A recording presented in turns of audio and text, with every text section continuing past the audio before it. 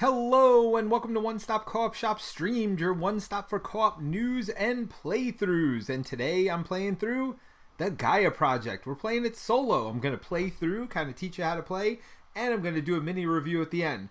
Couple of things. Number one, if you were with us last night, we were up till 3 in the morning just playing games. Then it took me another hour to come down from that epic Marvel Champions play. So I'm a little bit tired today. I'm a little out of sorts. I didn't get to prepare as much as I wanted to. And this is a new mod for me. I've played Gaia Project solo quite a few times, but I prepared myself last week. I played it a bunch, like getting ready for it. And then Hoplomachus came out. Marvel Champions we wanted to play again. It was a bunch of stuff. I forget what else. It was a couple of other games that I learned to play throughout the course of the week.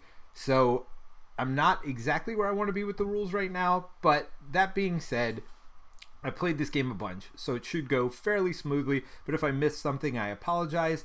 Also, if you're watching this recorded, you can turn on Klingon subtitles and see if I've had any rules corrections, because that's where I'd put them. All right, with all those disclaimers out of the way, let's get started and see why I like Gaia Project so much.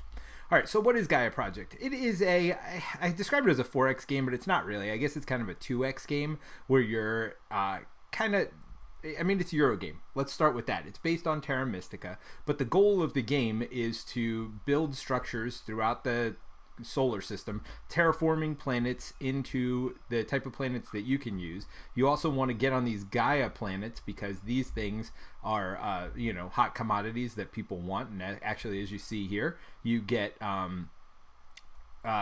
victory points sometimes for getting Gaia planets. So the whole point of the game is to get the most victory points. And the solo bot is actually really good for this. Oh, hey, Philip Martin, how are you? Although everyone always recommends it for solo, it never really clicked for me. Maybe you can convince me to give it another shot. I'm looking forward to the gameplay. Well, thank you. I appreciate it. Yeah, I don't know. I really like it solo. I love it multiplayer too, though. But this is my number one solo game, spoiler for the review here, of all time. So I really like it. And part of the thing I like, I think the Automa system for this one is really good, or Otama, however you want to say it. Not only that, but I like that they can vary the difficulty. Now, I am just playing on standard difficulty, but you build a deck at the beginning of the game, and you can change the challenge level, not only with the cards that you put in the Automa deck, but also with the enemy that you're going against, or the AI that you're going against. So there's just a lot of ways to vary this game up, and that's part of the reason I love it. And so let's talk about this. The whole point of the game is to get the most victory points.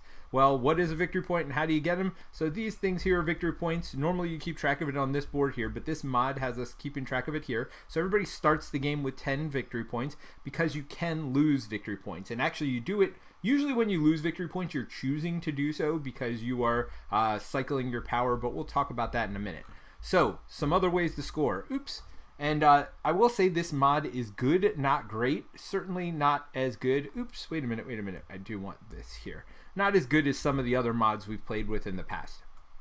All right, so how is the main way you're going to score points? Well, there's both round-to-round scoring, which changes every single round, and there is also end-game scoring. You get victory points for kind of being the majority in these things. So this one's the most Gaia planets.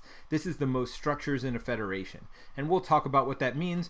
But in a two-player game or in a solo game, you look at this bottom right corner, and that is going to be kind of the bar they set for you. So the AI is going to, well, not even the AI. This is actually not even the AI. This is a like a random cube you put in there just to make this area control work. And the first place will get 18 points, second place 12, third place 6.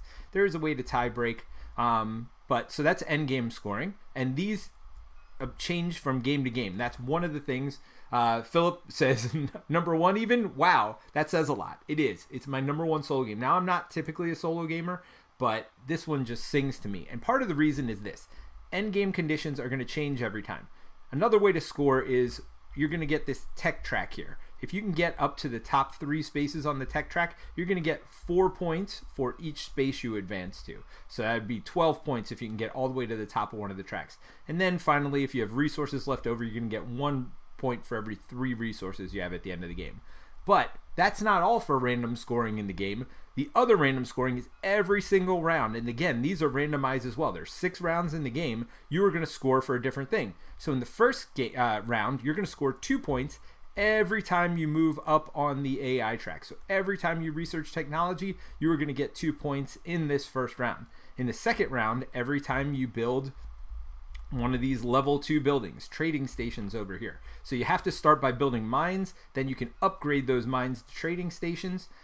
You'll kind of see, it's a little bit weird, but over here, this symbol, how it kind of connects. So you have to build a mine first to upgrade to a trading station. Then you can upgrade trading stations either to these planetary institutes here or to these research labs. So you can kind of see there's 2 of them branching off. And then the research labs upgrade into the academies. So you're trying to upgrade these things, and when you do, as you upgrade, you're going to be getting different income as well. So bottom line is, round 2, you want to build those research stations. Round 3, you want to build onto Gaia planets. Round 4, you want to terraform planets, and we're going to talk about what all this stuff is. Round 5, you want to build federations. Round 6, you want to upgrade to the highest level buildings here. So you want to upgrade at the end here to these planetary institutes and academies. Now, is this the same every game? No, this could have actually literally been the first thing. You probably wouldn't do it much, but some people might. And so the way it works with the AI is very simply, see here it says 1, 2, 3, 4, 5, 6, and then there's victory points. The AI is not going to be building and doing all this stuff. They are going to be building on the board, but they're not going to worry about scoring points in the traditional way. They're not collecting resources. The way they're going to score points is if it's the first 3 rounds, they get 2 points for this, 3 points for this, or 2 points and 2 points for this. So after the round, they're going to score those points. If it is 4, 5, or 6, so when it's over here, they're not going to get the 4 points here. They're going to actually get the 6 points. They're going to get the 5 points, and they're going to get the 5 points. So they have different ways of scoring as well. But that's what this game is all about. It's figuring out how to achieve as much as possible the round-to-round scoring, and figure out which ones you're not going to be able to do, right? And then figure out the end game scoring as well. So for me, this is the best thing about the game, is trying to figure all that out. That and the tech tracks. The tech tracks are really cool because they help you do things in the game. We'll go over the flow of the game in 1 second. Well, let's, I guess, start with that. I know there's a quick reference card here somewhere. Did I delete it? I may have deleted all the quick reference cards. I was cleaning stuff up, so I apologize for that. Let's see. There's no real good quick reference card here. So how am I going to do this? All right, let's do this. I'm going to save the game where we are. And then I am going to load a clean game of this. This mod is good. It's not great, but I'm going to get a quick reference out of that. I told you I was tired and I didn't get to prepare as much as I wanted to, so I apologize. And Amin, I see you up there. I will, as soon as I figure this out. But I do think the quick reference sheets are pretty good in this, and a good way to kind of explain just the basics of the game. So I'm going to copy this. Oh, no. Right? So this is for people who don't know much about TTS. So you can right click on any object from a mod, right click, you do save object over here, and we're going to name it. We're going to do GP quick reference. Right? I'm going to save that. Now I'm going to load the game I was just in. So here we go. We get into TTS tutorial while we're at it today. And then, by the way, as you saw, there's a lot of stuff going on in the mod. I say all that, and I had the quick reference card right here. But let's finish what we're doing. So then you go objects, saved objects, and I got a bunch of stuff here, but I go, what did I do wrong? Why is the quick reference not showing up now? All that, no? Huh. Where did it go? Alright, so I did a bad job of showing you how to save something. But normally, here, let's unlock. Oh, maybe it was locked. Wait, right click, save object. So, Gaia project reference. Let's do that. And then we hit save. I don't know why it didn't work the last time. Alright, objects, we go to saved objects. Now I should be able to hit, I called it GP last time. That's why. GP, there it is, quick reference. Okay, so it did work. And then I could just load it. I could put one here, put one here, put one here, put one here. All right. Sorry, I told you it was a long night last night. So, all right, so quick reference. We're going to go over the actions in the game and how it's played, but let's talk to Amin here. What's a high-level overview of this game? I just came. The round-to-round variable scoring seems similar to Clans of Caledonia. Yes, I would say Clans of Caledonia was strongly influenced by this game. And so I do have a Clans of Caledonia play on the channel. I like Clans of Caledonia a lot. It's also Terra Mystica was the first one in the series. So it was Terra Mystica, then Gaia Project. And Clans kind of copied a lot of what this game does well. I think this is my favorite version. Clans is probably 2 for me. But yes, it's very similar, and you'll see a lot of the board play is similar too. Clans took a lot from this, but made it an economic game. The high-level overview is you are terraforming planets, trying to spread your civilization as far as possible, and gaining techs while you're at it. So you're just moving your way up these tech trees to try to get better and better stuff. But let's go over a quick round overview. Amen says, it freaked me out so much when my first game on TTS was root, and I saved a deck, and it automatically said root folder. Nice. Yes, it is not the root folder, but that's a pretty good one. All right. Oh, and the other thing is from round to round. I'm sorry. So not only do you have these round-to-round scoring differences and endgame scoring differences, but every round you're going to get one of these things, which lets you do things differently as well. So not only are you getting different stuff from this, but, I mean, every round just plays completely differently based on where you're on the board, based on what other people do. You're racing people to different planets because you're trying to get to as many planets as possible. You're obviously trying to... So the reason it's called Gaia Project, again, you're kind of fighting over these Gaia planets over here, which are... well, in this game specifically, you want more Gaia planets, not every game. But then you also have these. I forget what they're called. I got the rule book right here. So, these are called, they're basically nodes where you can Gaia form them into Gaia planets, but I can't remember exactly what they're called. Transdim planets. So these purple planets are transdim planets, and you can Gaia form them to turn them into Gaia planets. So you're kind of racing for all this stuff all over the board. All right, let's go from here. Let's talk about what you do on your turn. So the first thing you're going to do every turn is collect your income.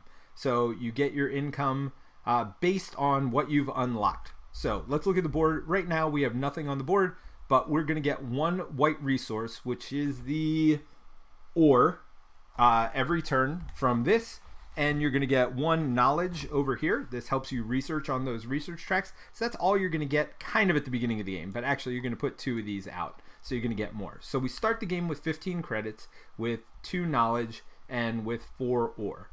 Now, we, because of our special race here, so that's the other cool thing about the game, there's so much that's different from game to game. You play with different races each game. So our race here has special powers. One of them that you'll notice here is we got this one with these little gears here, and we also, we'll get to that in a minute. One with these little gears, that means we go up 1 on this research track. We just start there, which means we're getting extra knowledge income every turn.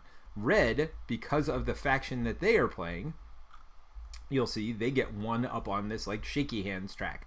So trade track. So they're going to start up here. So they're going to get extra gold and cycling. We'll talk about what that is.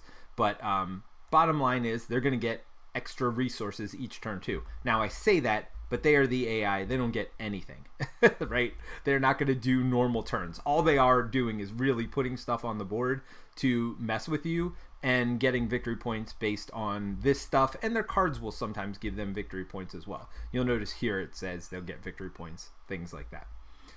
All right. So let's talk about the basics of a turn. We're not going to get too deep into it, but there are some things that are important. So what can you do on your, what are your different options that you do on your turn? So after you get your resources, so here at the beginning of the game, I'm going to get 1, 2, 3 of the ore. I am going to get no gold, but when you upgrade, and the cool part is, well, not cool, but when you upgrade a building, you take 1 off and you put 1 on. So we're actually losing some of the resources we'd be getting from there to gain different resources as the game goes on. So that's how we get more gold and things like that. Here we're going to be cycling power. Here we're going to be getting knowledge. Here we're going to be getting QIC cubes, which are these, and you'll see I start with one of those also. I'll explain what all that means as we go along. Again, I'm going to try not to get into too many boring details right when we get started. All right, so the first thing you can do is build another mine. So how do you build a mine? Well, the mine cost and all the costs are right here. So this would cost a gold or 2 gold and an ore to build on a planet, but that's not it. Then you'll see this little planet thing here. That means you've got to terraform the planet. So I can build on all of these white planets. So any white planet on the board, I can build on, no problem, easy peasy. But if I want to build somewhere else, I'm going to have to terraform. Now, how much does it cost to terraform? Well, it depends how many steps you have to do. So every planet kind of has other planets near it. So you'll notice my planet's here. So these two are only going to take 1 step of terraforming. They're very similar atmosphere to what I have. But then you look over here, these are going to take a little bit more resources and even more resources to get to these other planets over here. Well, how much does it cost to terraform? Well, that depends on your research. At the beginning of the game, it's going to cost you 3 for each step you need to terraform. It's going to cost you 3 ore. So let's see what that means. And thankfully, they have this handy dandy little reference sheet here, so I don't have to keep looking at that and going, okay, if I look left, I look right, what does that mean? So it costs 1 terraforming step to terraform to these type planets. And again, everybody's got a different one. I'll show you. Red's is different than ours because red is here, right? So these two are going to be easy for them to terraform. Now, what does that mean with me being white, them being here? That means this planet, these blue planets, are going to be something we are going to be fighting over because it's only 1 terraforming step for each of us. So that's something to keep in mind also, is what is easy for other people to terraform, not just what's easy for you to terraform. All right, so how much does it cost? For each step of terraforming, it's going to cost 3 ore. So if I wanted to build on either of these type planets, it would cost me 3 ore. If I'm going down to these planets, it costs me 6 ore because that's 2 steps of terraforming. And these planets, it's going to cost me 9 ore. Plus, don't forget the cost to actually build the mine itself. So it can get very expensive very quickly. Now, how far away from myself can I build something? So this tells me what I can do. And as you'll notice, as you go up in research, first of all, if there's a shiny symbol like that around it, that means you just get it once. So I would immediately get 2 ore for going up, but it still costs me 3 to terraform a planet. As I go up another step, it's only 2 per terraforming step. As I go up again, it costs only 1. Not only that, but I get to cycle 3 power. I promise you, we'll get the power in a minute. It is definitely the most complicated thing in the game, so I will take a minute. And then as you get up, you're going to get that. And then when you get to the top, you actually get this technology here, which is worth 12 victory points, which is kind of nice. All right, so how far away can I build? Well, this will tell me right here. Right now, at the beginning of the game, can only build 1 space away from my planet. So if I've got, well, let's do setup, and then we'll go from here. So the AI sets up very easily. They're going to take 2, and they want to build as close to the center of the board as possible. So let's go ahead and set them up just so we have some planets on the board. That is by far the closest, and let's see. So this is the center. This would be 1, 2, 3, 4 away. This would be 1, 2, 3, 4, 5, 6 away. So they're going to build in these 2 here. Now, if we had to randomly decide where they're going to go, right, because there are 2 that were equally done, it's real easy. This tells us right here. So we look at this little Z-shaped thing, and it's going to be either this way or there'll be some going the other way, right? So that just means if there is a tie, we always look at the bottom, start here, and go across the rows until we figure out where they go. So if these 2 planets were equidistant and we were doing from the bottom, we'd keep rolling until we got to this, and this would be the one we built on. Now, if it went the other way like this, we wouldn't build it this one if it wasn't one of the tied planets, only between the tied planets do you decide where that would go if there's a tie. But in this case, it's pretty obvious. These 2 are the closest to the center. There are no ties. We didn't have to worry about randomly doing that.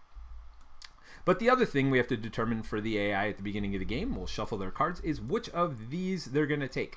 And again, the AI card's pretty simple. It just says, take the rightmost one of these. So they get this. They don't get any benefit from it or anything else, but they're just simulating a player.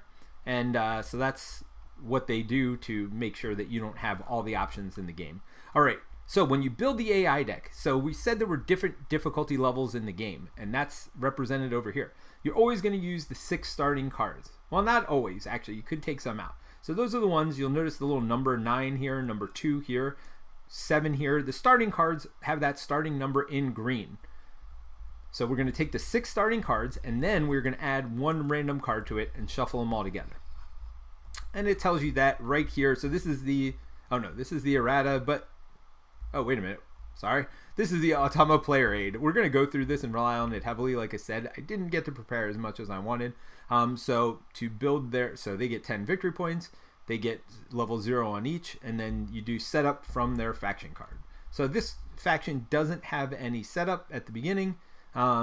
So they're just going to do, so I mean, the only setup they get is that 1 point on that one tech track. And again, the only reason they care about tech tracks is they're trying to race you to the top to get these special technologies. They're also trying to get to the top to get victory points at the end of the game. If you remember, you score for that at the end. All right. So we've done that. We're going to add 1 random card. So the more cards they have in that Automa deck, the better they're going to do, because that means they're going to get to do more actions. Because what we do is we take 3 cards out of their deck, and you're supposed to put them, you know, perpendicular and put them underneath. We're not going to do that. We're just going to make a second deck. We'll tilt it a little to remind ourselves that when one of these cards comes up, if this symbol up top has an X like that, that means the AI's turn's over. If it's green, that means they activate the card and they keep going. So so when we get to these last 3 cards, we don't even pay attention to it before then. So the more cards they have in the deck, the more actions they're going to get to do. So they automatically add card 9, then 9 and 15 to increase the difficulty even more. And then the same as this one, add 9 and 15, and it gets 1 victory point every time it gains a victory point, except at the end of the game. So, and then it says turn the bottom 3 cards of the deck perpendicular. So we've done all of that. So that means they're definitely going to get a few actions at the beginning, and then when we get here, they may or may not continue going. So that's kind of cool. I mean, again, I think the Automa in this game is done very, very well. All right, so we talked about one of the possible 8 actions that we can do, and this 8th action is always the last one. So it's really 7 actions, and then passing are the 8 actions. All right, so first action, you can build a mine, which is one of the most complicated ones. Then we're going to skip number 2 for now, and we're going to go straight to number 3. What number 3 is you can upgrade buildings, and it shows you here how to upgrade. To upgrade, you just pay the cost, same as you always would. Now, the only one that has kind of a weird costing is this one here. When you upgrade to a trading station, it says 3 or 6. What that means is there's something called neighborhoods in this game. If you are close to an AI player, so let's say I have something here. If you're close to an AI player and I want to upgrade this, I only have to pay 3. Close means within 2 spaces, and you can't increase that. So increasing your range here. Oh, by the way, as you go up the tech track, you get further range, you get QIC cubes. This one just gives you QIC cubes. You'll see why that's important in the future. This one gives you your Gaia former, which actually lets you Gaia form planets, but we'll get to that when we get to that Gaia forming action. That's the one we skip. This gives you income, and this gives you knowledge as you go along to kind of help you get up these research tracks even faster. All right, so this is the only one I said with a weird cost. So, but remember, the cost is always you're replacing what you already have. So if I built here, I don't have to terraform the planet, right? Because it's already been terraformed. So the only cost I have to pay is here. Now, because I am close to the AI, I only have to pay 3 gold and 2 ore. And that's it. Then I just upgrade that planet, and that's my action. So again, I'm going to take 1 action, red's going to take 1 action, I'm going to take 1 action, red's going to take 1 action. So the turns are real quick in this game, and the actions are all fairly simple. Like the hardest ones are probably this one and this one. Well, I guess building a federation is kind of weird too. Gaia forming planet's super easy, but we're just not there yet. All right, so the other thing we can do is, again, I'm going to skip ahead a little bit. We're going to go to 5 over here, and that is by research. So for 4 blue or 4 knowledge, you can move up on one of these tracks. And when you move up, you just go to the next space. You'll either get income, it'll change the cost to do something like this, making it cheaper, or you will just immediately get something. Like here, you get 1 QIC cube as you move up. And that's it. So literally, research just moves you up 1 space on one of the tracks. Then you could take these actions here. These are the same every game, but basically what it lets you do is you're going to have to spend power for these, or you're going to have to spend QIC cubes for these. We'll worry about these as we get close to the end of the game, but basically for 2 QIC cubes, you can get 3 victory points and 1 for each different type of planet you have. So we start with this one, but you get one for each different type. So again, more endgame scoring. This allows you to, when you take this action, immediately gain all resources and victory points shown on one of your Federation tokens. So we'll be getting these Federation tokens throughout the game. So you can get 12 victory points, 8 victory points and a cube, 7 victory points and 6 money. So again, they're all fairly straightforward. This lets you get that bonus again. And this one right here lets you gain a tech tile. And whenever you gain a tech tile, you will also move up that associated tech track. So for this, 4 gold income a turn, and you get to move up this track over here. So that gets you a tech tile. If you are near the top, you can get these advanced tech tiles also, which, like, every time you turn in your card, you get 3 points for each of these labs that you have, things like that. But those cover up basic tech tiles, so we're not going to cover that right now. But bottom line is, you can buy these tech tiles. If you buy these 3 at the bottom, you can go up any track. And all right, so that's just an idea of what some of these are. This gives you 2 extra power. This lets you do 1 step of terraforming, 2 steps of terraforming. So you don't just have to pay resources for it. You can pay other stuff. So that's action 6 here. Action 7 is there'll be some things with red spots. Actually, we had one over here. Here we go. So here, I would take one of these markers, and again, that's what you mark off these too. So there is some competition here for blocking these spots off because other people can't take them if you've taken them. And those clear at the end of the round. But I can do a red one, which is my own, and I just do what it says. So this one gives me a QIC cube. So if I want to get a lot of QIC cubes, I can unlock this building, and then every round I can get, lock up one of those. All right, so I've covered those actions. So the only 2 I haven't covered is Gaia forming and building a federation. By the way, another way to get tech tiles, you'll notice there's kind of an outline of a tech tile here. Every time I build one of these buildings, not only do I get the income bonuses from it, but I'm also going to get a tech tile. And by the way, you always have to pull these left to right, except for these up here. The academies do not need to be left to right. You can take whichever one you want in whichever order. But typically, you're going left to right on these, which for this, it doesn't matter. But for example, for the mines, there are blank ones. All right. So last 2 things. One is Gaia forming, and then the next, and I haven't explained how power is used also. By the way, yeah, there's a lot going on in this game. So you can use power to get stuff in the game. So this costs 4 power to get a QIC cube, 3 power to get 1 ore, 4 power to get 1 knowledge. So how do you gain power? You're going to cycle it throughout the game. Whenever you see symbols that tell you to cycle power like this, this tells you to cycle 4 power. You always have to move first from the 1 to the 2 bowl. Then you move from the 2 to the 3 bowl. If it's in the 3 bowl, that means you can spend it. So now I have 2 power to spend. I can always, at any point, tells you here, lose a power forever to put another one in the bowl. So if I really needed 4 power, I could do this.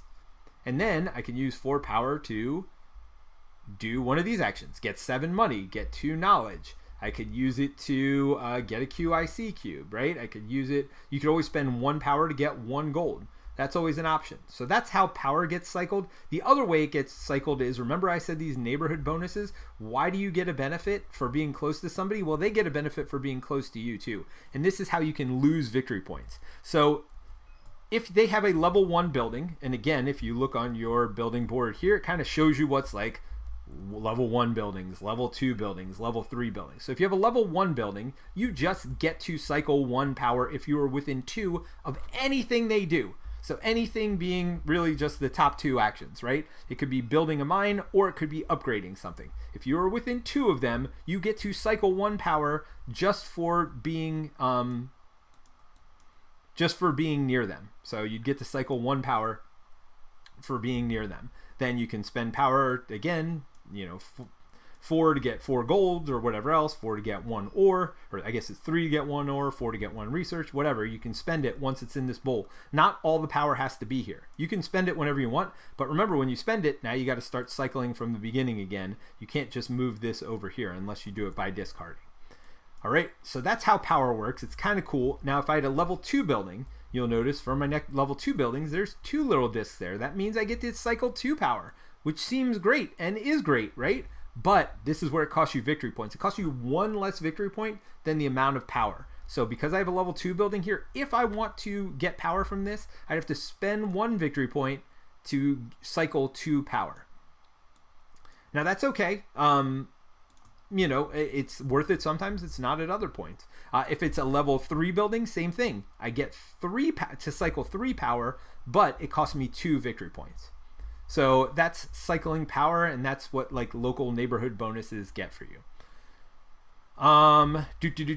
So the reason I explained all that is power is going to be important for Gaia forming as well. At the beginning of the game, we cannot Gaia form at all. If you notice here, there's a little X. As we level up, that means we get our first Gaia former. You can have up to 3 in the game. When you get a Gaia former, you can then start Gaia forming planets. How much does it cost to Gaia form planets? Well, it depends on the level of technology you're at. So here it costs you 6.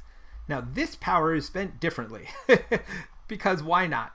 So you move it from any bowl to the Gaia former.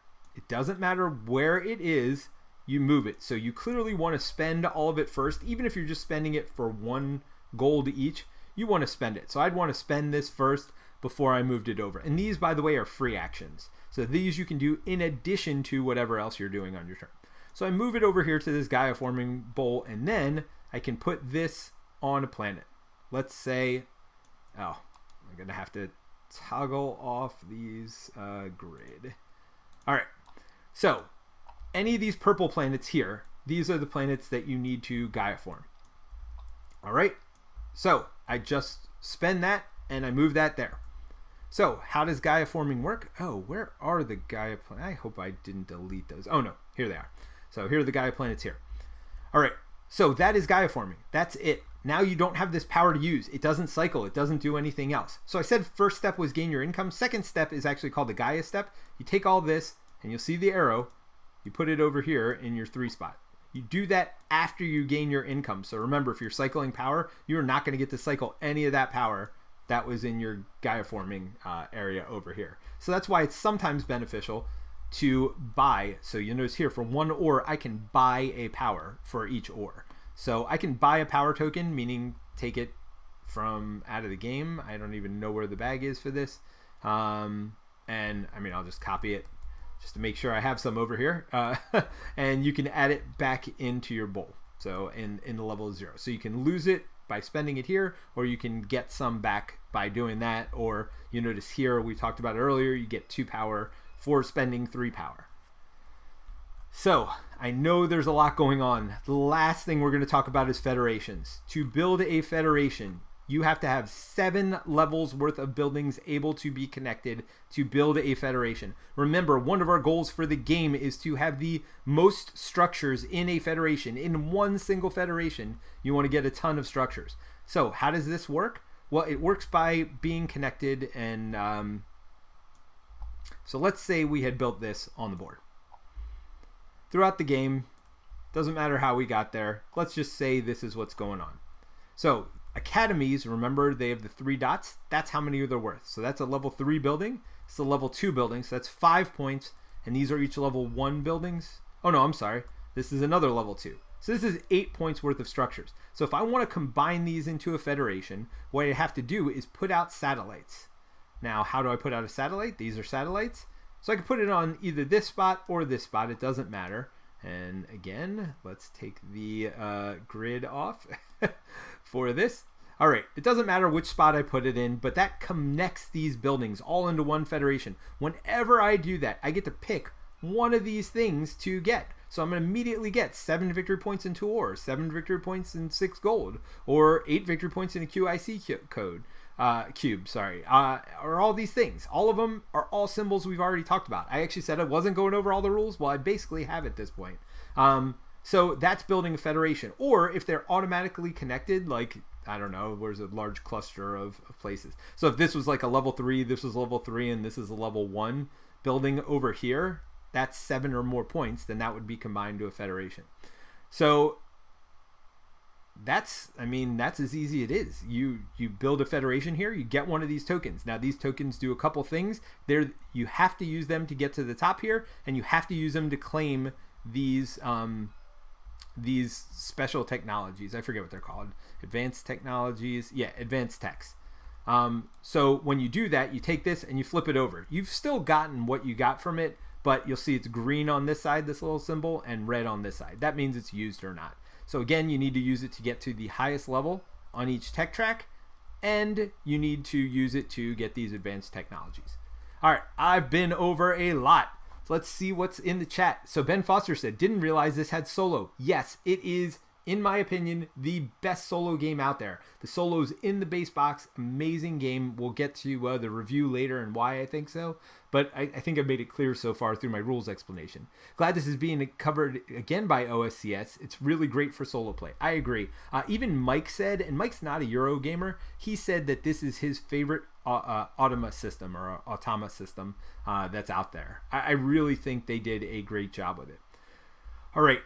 With all that being said, we're actually going to get started and see what gameplay looks like. Actually, let me right click on this, toggle off grid, because I don't want to deal with that again. Toggle off grid. I don't know. I think each satellite I'm going to have to do differently. Yeah, not going to be able to do that. That's all right. I'm going to keep this one satellite here. All right.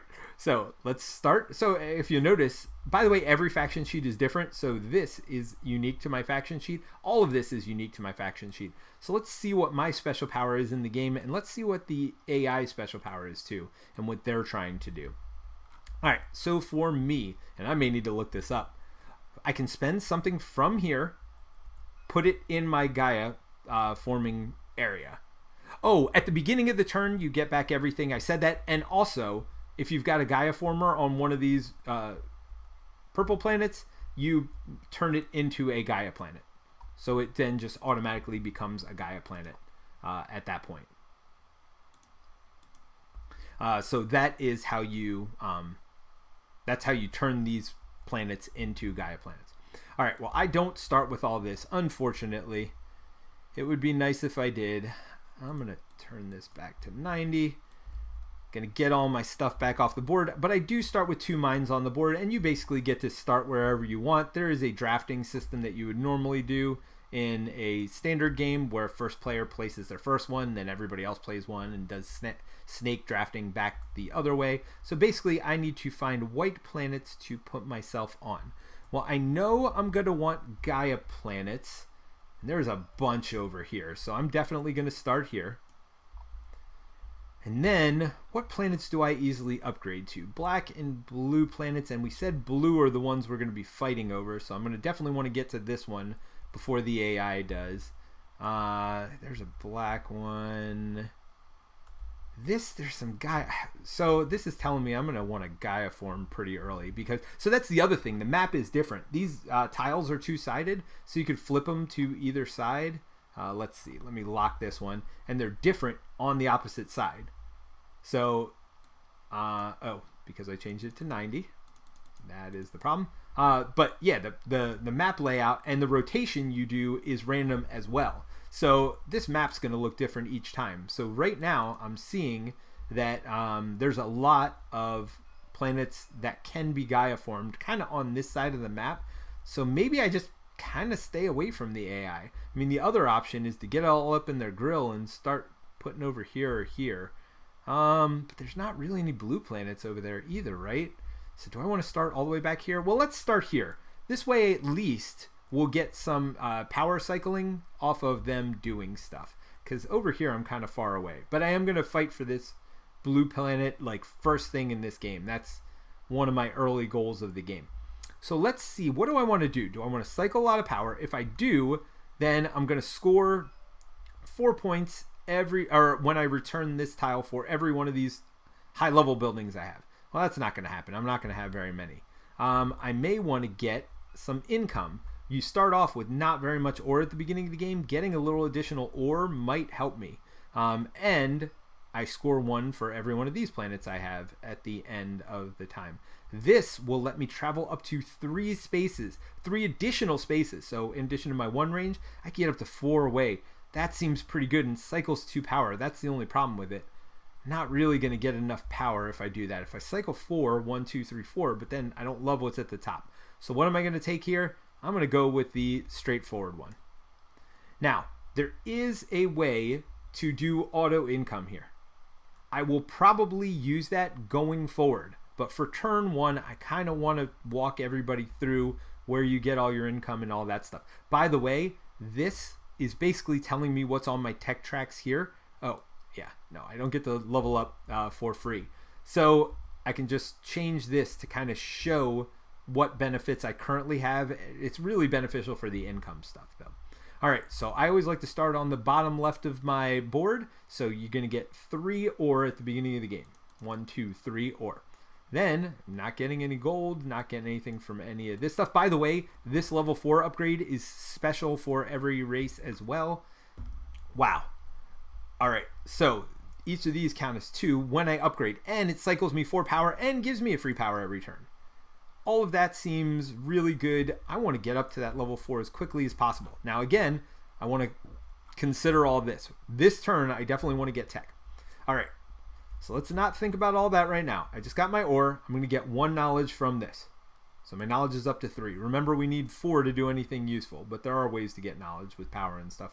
But if we remember, up from this research track, I get an income of 1 knowledge as well. So I do get to go up to 4. Sweet, on turn 1. And then I get an extra ore income from this over here, and that is all my stuff. And then for every one of these buildings I have at the end of this turn, I am going to score. Okay, so one of the nice parts about QIC crystals, they can first of all give you an ore, but they can also give you +2 to your movement. Remember I said we were going to race them, and I am first player for turn 1, but later in the game they may be first player if they pass before I do.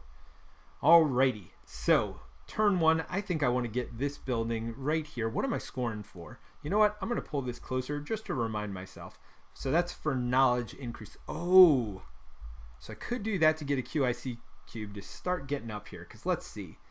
These are going to be, yeah, these are a little bit further away. And to build on a Gaia planet, by the way, you don't terraform in the normal way. You either have to remove one of these or pay a QIC cube to build on a Gaia planet. So there is that. So if you had a Gaia former on it already, then it's yours. You've claimed it. But otherwise, you have to pay one of these QIC cubes. So I need to get my range a little bit better. Can I go to yellow pretty cheaply too? No, yellow is super expensive for me. So I need to get my base range up to 2 as quickly as possible. That's one of my goals. And the nice part, oh no, that's the terraforming one. This will just give me 7 victory points if I wanted to do it the tech way. All right. Well, I am going to build here. Is that really what I want to do? Yeah, I can't build yellow cheaply. Why did I take this planet? Huh. Can I build red cheaply? No. Can't build red cheaply either, so that's no good. You know what? Forget it. I'm starting over here. This is a much better place for me. All right. So, how are we going to do this? So first thing I want to do, I'm going to spend this QIC cube to get me an extra range. So +2 range. So now I can build up to 3 spaces away. But I just want to build on this planet here before they get a chance to. So I need to terraform it 1 step. Each step costs me 3. So 1, 2, 3 ore to terraform. Then it costs me to build the building. Costs me 2 gold and 1 more ore. So then I am going to build this here. Now, he would get to cycle of power, but again, AI doesn't really cycle power. All right, and that's it. That is my turn. Remember I said our turns are quick? The explanation wasn't quick, but our turns are very quick. I promise you going forward, it's going to speed through way faster than it has. All right, so let's see what the AI does. Now, this card is just being used for this right side, so it's not even being used at all. So what's the AI going to do? They're going to do everything in this middle section right here. So first thing they're going to do, they're going to try to upgrade to their most powerful building. Now, clearly, they still upgrade the same way we do, so they can't do that. But they are going to upgrade to one of these. So first option, they want to upgrade to their main building. Second option, they're going to upgrade to one of these. So they're going to upgrade one of their mines. Now, how do they decide how they're going to do that? They're going to decide based on all of this stuff here. So in this case, you only use this. So they're just following that Z pattern. They're going to start on the top and go down. So this one is the one that is getting upgraded. So this comes back. And this goes here. And that is literally it. Done. So that's the AI turn. Oh, that's not exactly true. They also, like I said, do everything in the middle. They're going to score 1 victory point. So their victory point tracker is here. You know what? I am not going to keep that up there. I'm going to keep it down here because this is where we're going to need it. Let's lock it in down there. So that's the AI victory points. They're beating me 11-10. No! Turn 1. All right, so let's go back to my turn. Well, now I think I'm ready to get some knowledge. 1, 2, 3, 4. Remember, that's one of the different actions here. Spend 4 to go up on a knowledge track. Remember also, that is our goal for the round. So every time we get knowledge, we're getting 2 victory points. That seems good. So the question is, do I want to start getting money? I want to start getting Gaia formers here soon. Because remember, we're going to start going for these planets here, but I'm not really close. I really need QIC cubes, and I need to move further. So here you go. I'm going to move up 1 step on the distance track, and that lets me get a QIC cube, which remember will let me build further out, or count it as an or whatever else I want. So because I did that, remember that is the scoring condition for this round, so I get 2 victory points. That is it. Back to the AI turn. This card goes here. This comes over here. So now they are going to build a plant or one of these mines. How do they decide? They're going to look. So you'll notice the green on all these are ticked. So this is their first option. They are going to build, and actually, the nice part is it's all explained right here. So I'll kind of walk you through. All right. So condition, mine and supply. So yes, they have a mine in the supply. They can do that. That's the first thing. Then valid planets, empty in range, including transdium planets. So they got to see what's in range of them, and their range is 2. So they will build in transdium planets, which are these planets here. So they will, build wherever they want. But you'll notice here, those are on their track. So if a Gaia planet's only considered 1 step for them, transdium's considered 2 steps for them. So they will build, but it's got to be in their priority list. All right. So empty and in range. Tiebreakers. Faction tiebreaker if applicable. So if this faction said, I want to do something special, then it would do it. It is not doing anything special. It doesn't care. This is for its special AI card, but it doesn't have anything. So it doesn't have that. Final scoring tiebreaker. All right, so final scoring tiebreaker. That's where we look at this. It tells us it doesn't care about that first one. So it doesn't care about Gaia planets. It only cares about the second one. Well, the second one in this is building large federations, so that doesn't really matter anyway. I guess, actually, in theory, it would want to build adjacent to itself, so it wouldn't have to use... so yeah, I think that's the way I'm going to interpret that. You guys let me know in the chat if you think I'm wrong, but I'm pretty sure it's trying to build its federation bigger, so it's going to want to build literally directly adjacent to itself, so it can add more to its federation. All right, so now we know we're down to basically these 2 planets because it's looking at, again, the bottom goal here, which is most structures in a federation. And in a federation either has to be touching or connected by satellites. All right, so we've narrowed it down to 2. Fewest terraforming steps. Okay, so let's look at the 2 planets. This one's a black one, that one's an orange with a ring. So let's see. Orange with a ring is only 1 terraforming step. We now know where they're building their mine. Right? So it's easy as that. Go to the next step. So you built the mine there and then execute. Place the mine. Place a satellite adjacent to a new mine if it's not adjacent to another structure. So if it wasn't adjacent to this structure, we'd place a satellite out. Now I'm going to tell you now I am not doing that this entire game because it doesn't matter. The AI doesn't really build federations. It doesn't... Oh, that reminds me. We probably shouldn't use this federation one. You know what? That being said, I am changing what this is. All right. We're not building in federations anymore. We are building the most different, diverse type of planets. We're going to do that one. Sorry about that.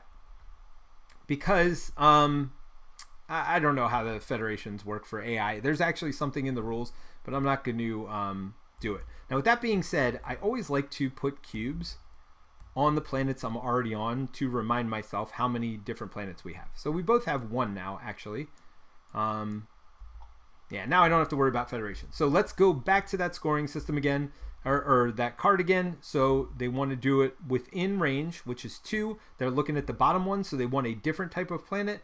So now these are all in their options, and these are all in their options. Now we know this is 2 steps. This is 1 step. All right, so we're going to need to go to the third tiebreaker because both of these planets are 1 step away, 1 terraforming step away for them. What else is? So blue, green, and the ring pattern. Blue, green, or the ring pattern. So we're looking within 2 of all their places. See, this is why. Here's a ring one, though. Here's a ring one, green. So those 3 are options. 1, 2, 3. All right. So we know those 3 are options. So the next tiebreaker we go to is down here, top to bottom. So guess what? I think they're going to build on the exact same one. You start at the top, you go down. Yep, that's the one they're going to build on. Now, it wasn't within 2 of any of my things, so I don't get to cycle any power. And done.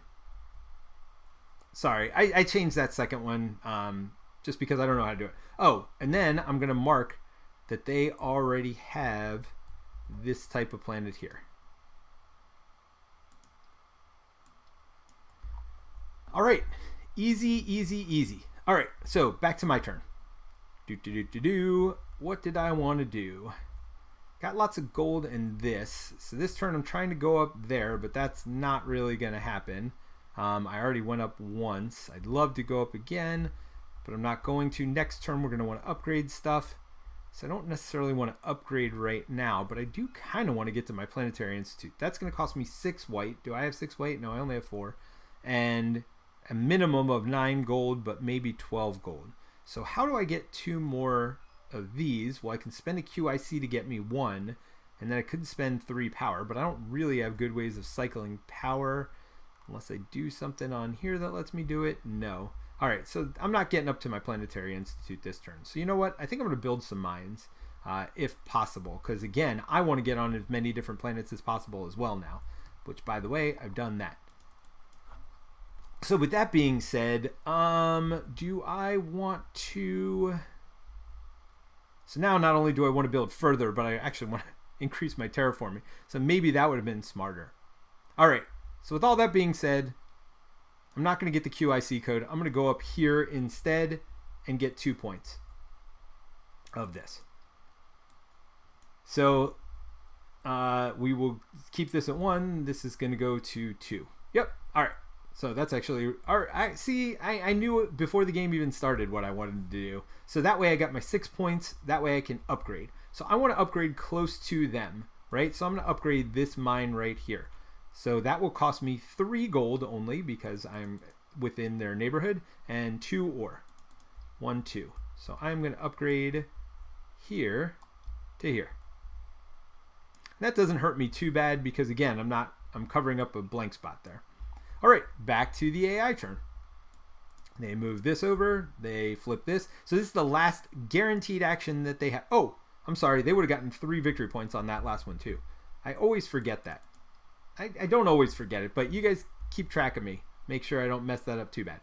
All right, so they are going to just block up one of the spots and get a victory point. So let's start with the victory point. I'm going to try to remember to start down here.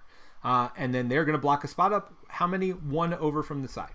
So all they're going to do is do this and block 1 over. So they're blocking this. Again, just representing a normal player. So from now on out, we can, the AI turn may end at any moment. With that being said, I am going to upgrade to a Planetary Institute. It's going to cost me 6 gold. 1, 2, 3, 4, 5, 6. It's going to cost me 4 ore.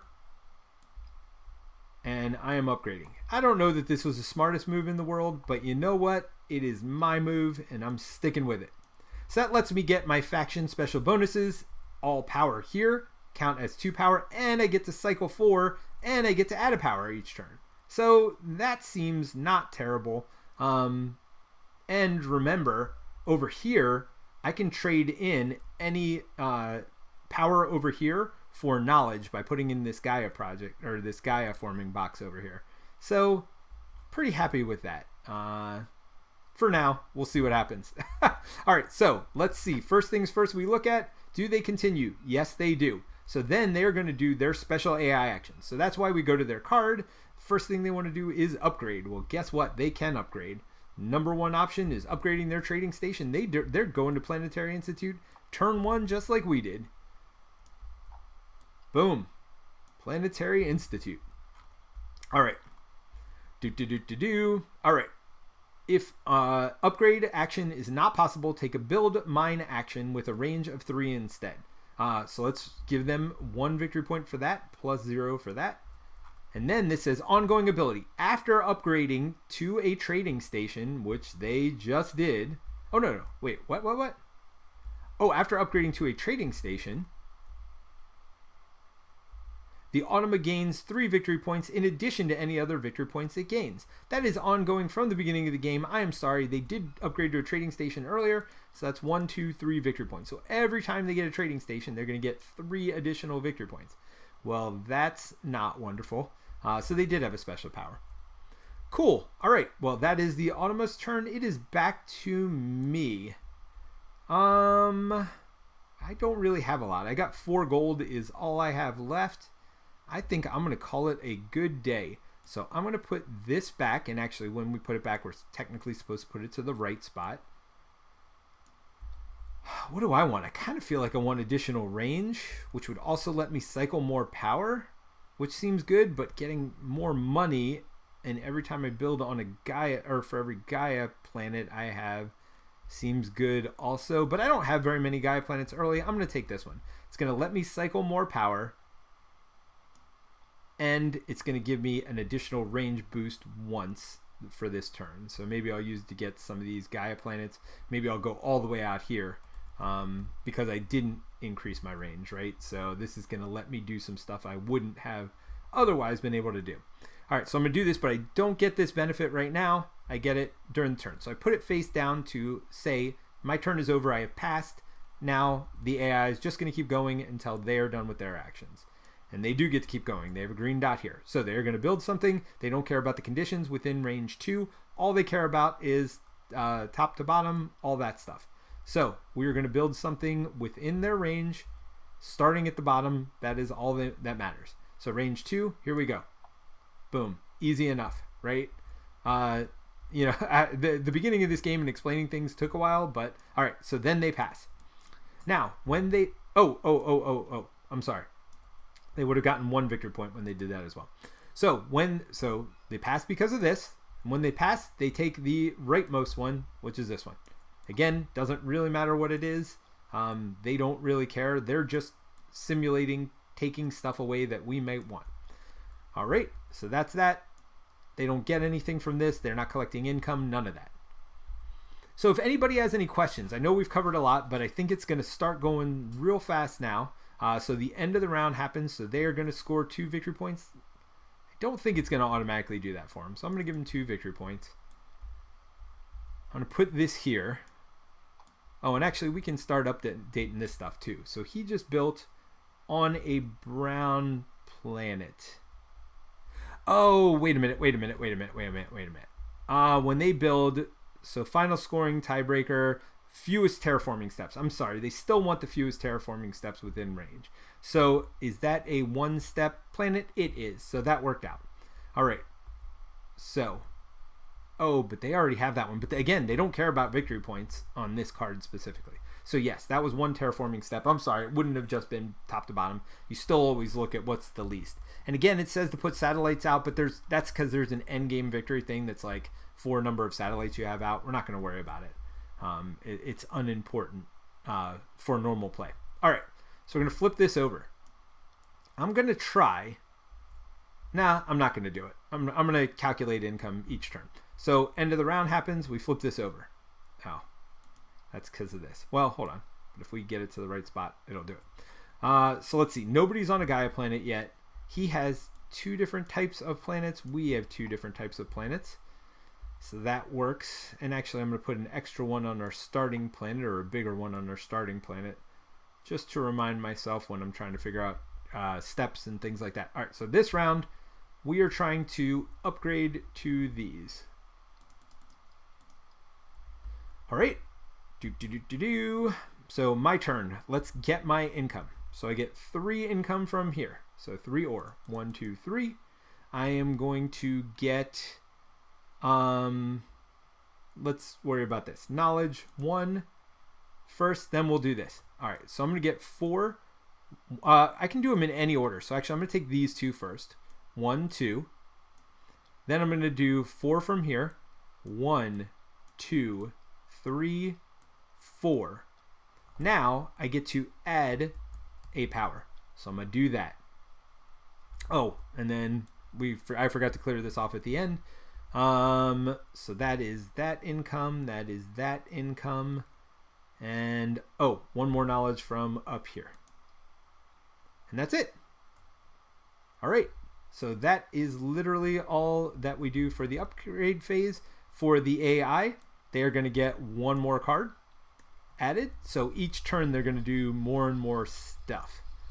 I got to remind myself I have this to build 3 away. I don't know how quickly I'm going to need it, but I think I'm going to want to get Gaia forming technology this turn, if at all possible. And then scoring, again, 3 victory points I'm going to get for each of these buildings that I build. So it's going to cost me 3 and 2. Oh, did I really not get any gold income? But remember, I can use power to get gold. And then let's see. Actually, I may start off with one of these actions. So maybe I just spend 4 to get 7, and then my special power, I can get research. Ooh, maybe I do that too. That would be nice. All right, so if I do it twice though, which is what I need to be able to Gaia form, then I won't be able to Gaia form. But maybe I do it for this. I don't know. We'll see. We'll see. Or change my range, get a QIC. Yeah, I would like a QIC cube, and that'll work me up the range track. So maybe. All right, so first things first, I am going to go ahead and take one of those purple or green actions.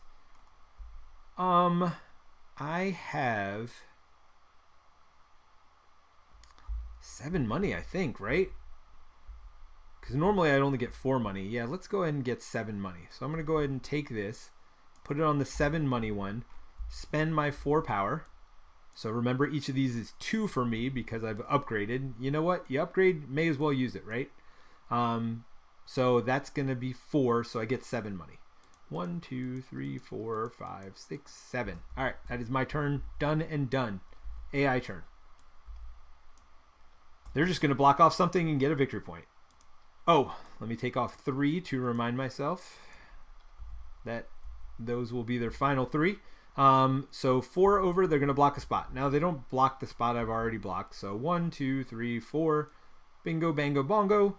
That is blocked. And they get their 1 victory point. That's their turn. All right, back to my turn. I'd like to build something, but I feel like I want to fight for this Gaia planet because this is between us. I mean, I'd love to go out here, but it's too far. So before I do that, I'm going to need some research. So oh, no. Oh, yeah. I can't do that. All right. So I'm going to use my special power. No, I'm not. I'm not doing that. Is there a way to get QIC cubes here? Oh, did they block? No, they didn't block the QIC one. I guess there isn't a way to get. I thought that. Oh, knowledge. That is what I need. All right. So I'm going to put 2 of these here, which gives me 2 knowledge. Again, that's special to my faction. One of the things I love about this game, every faction's different. So that is a free action. So now I can go up on one of the knowledge tracks. And I'm going to go up on this one, which will give me a bit of range, but also give me that QIC cube I really want. So I get a QIC cube, and I So this is already changed. And I got to spend all 4 of that knowledge. 1, 2, 3, 4. Now remember, I don't get victory points for doing that now. But maybe one day. Oh, they haven't built within my range. No. Okay. So let's see. Back to the AI turn. They are going to build a new planet. So first they're going to get 1, 2, 3. Then they're going to build. They do have one. They're going to look at within range 2, looking at the bottom conditions. So they want to build on a different type of planet. They'd love to build on a blue one if possible. And they've got a blue one within range 2 here. Don't think I'm going to have to look any further. This one is not in range 2, so easy enough. There's only one that meets their conditions, and so we build there. Boom. And now they have a different type of building. All right. Sure. All right. So I can move them up on this track. It's not necessary, but toggles grid. Yeah, this unfortunately there are no new Gaia project mods. I wish there were. So I'm gonna try to remember to copy and paste that one. Yeah, because it's frustrating not being able to. There should be an easy way to automate this for sure. All right, so that was them. They built there.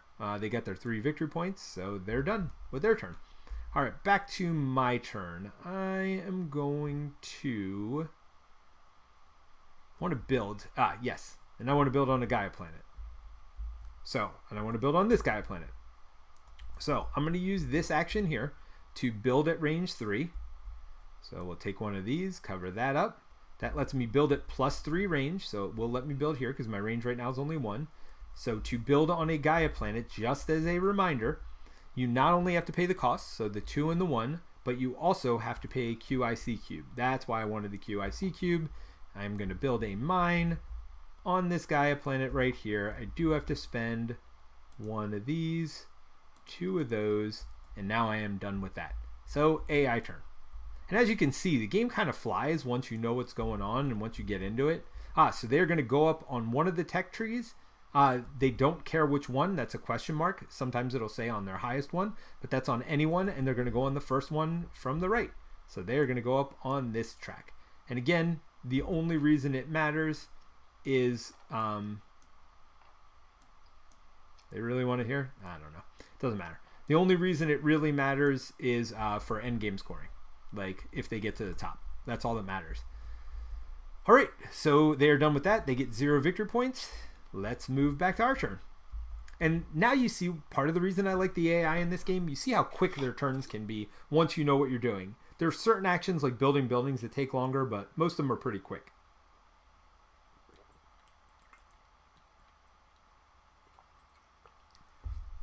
So if anybody out there has any questions or whatever else, please let me know.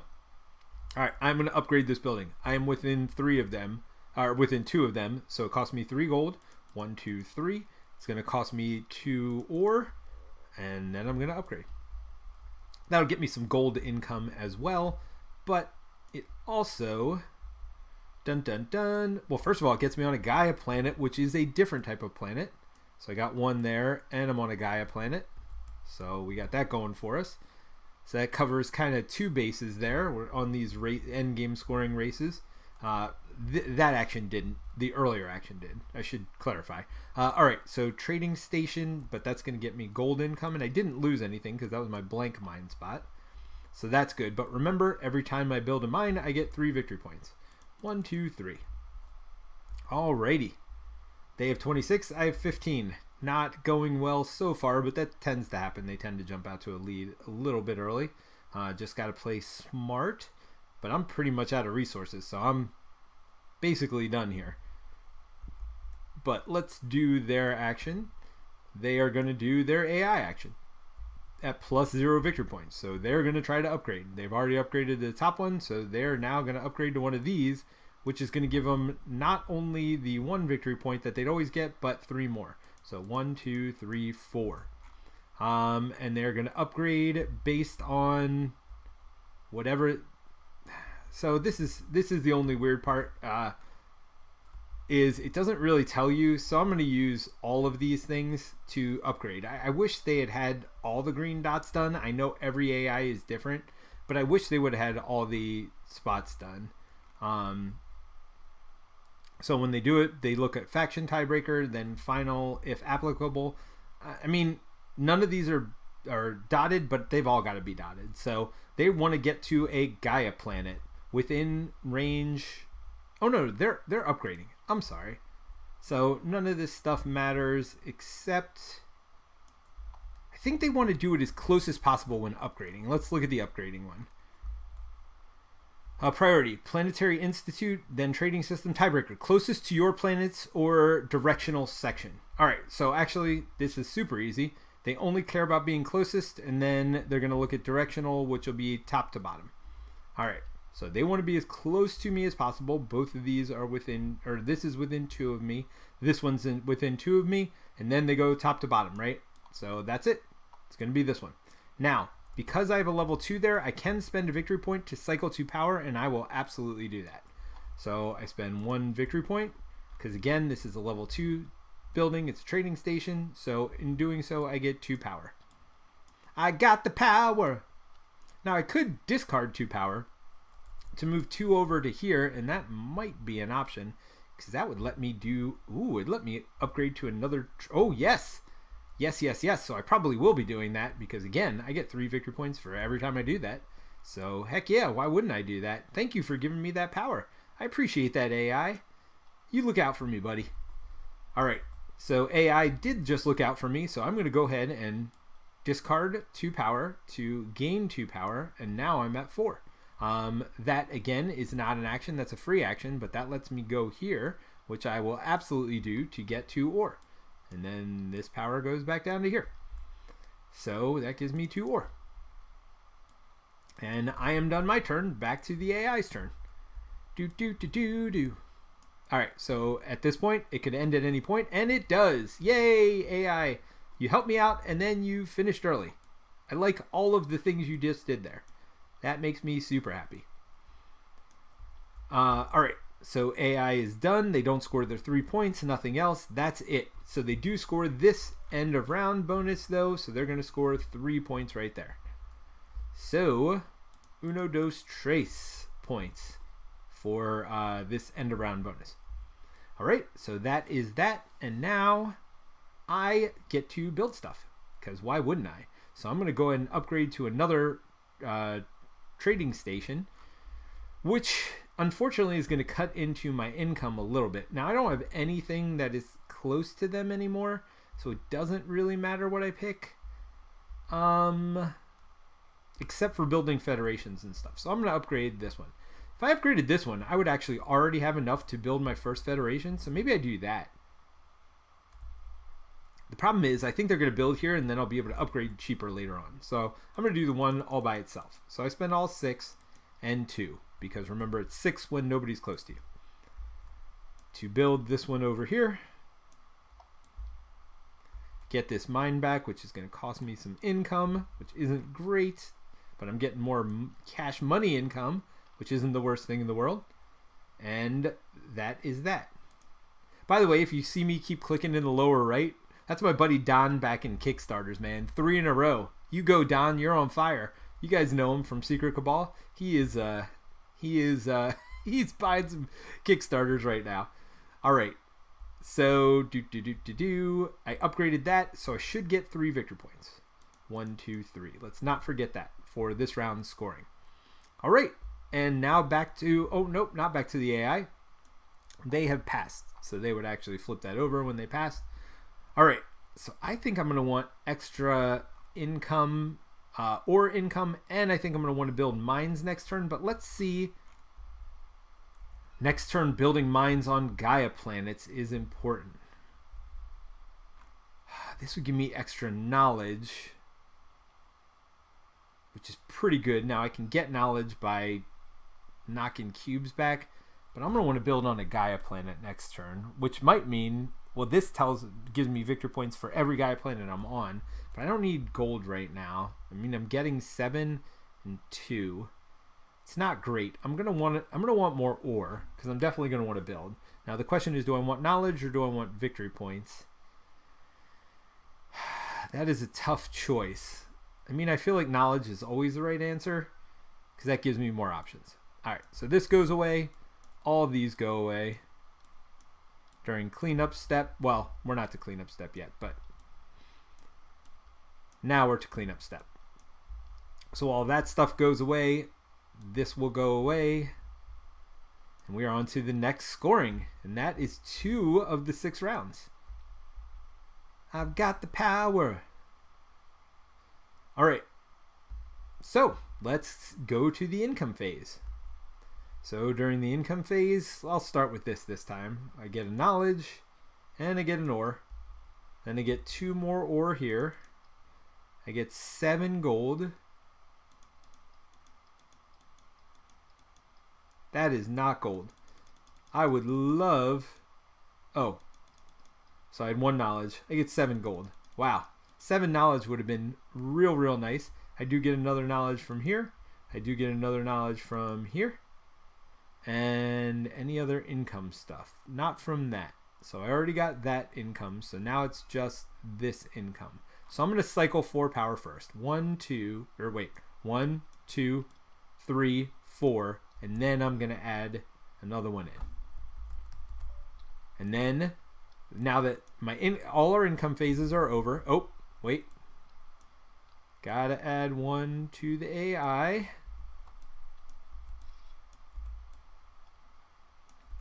Shuffle it up. Gonna take 3 off to remind us that that is their end game stuff. All right.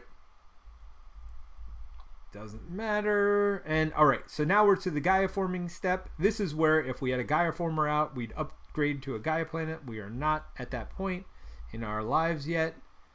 And I don't know that we will be, to be honest, because I don't know that we're going to Gaia form this game, unfortunately. Tune in later. This won't be my last play of this, and I won't go over the rules every time. This is kind of my introductory video to the series. I am definitely done going over the rules after this time, unless people ask me. Oh, Ben Foster says, too busy painting to ask questions. All right, Ben, no problem. You keep painting. I'm going to keep playing. So every time I build on a Gaia planet this round, I get that. So that's good. So I could build a federation potentially. Not, well, depending on how I build here. We'll see. I really need to get some knowledge, which I could, right? I could get a knowledge right here by doing that. There's no real way to cycle power mid-turn except by going up between these knowledge tracks. Oh, if I build one of these buildings, which does give me income, and it'll give me a tech, I feel like it might be time for that. I mean, that would be literally... Oh, well, I don't go first this turn, I just realized. The AI has the first player marker, so they're going to go first. So first thing they want to do is upgrade.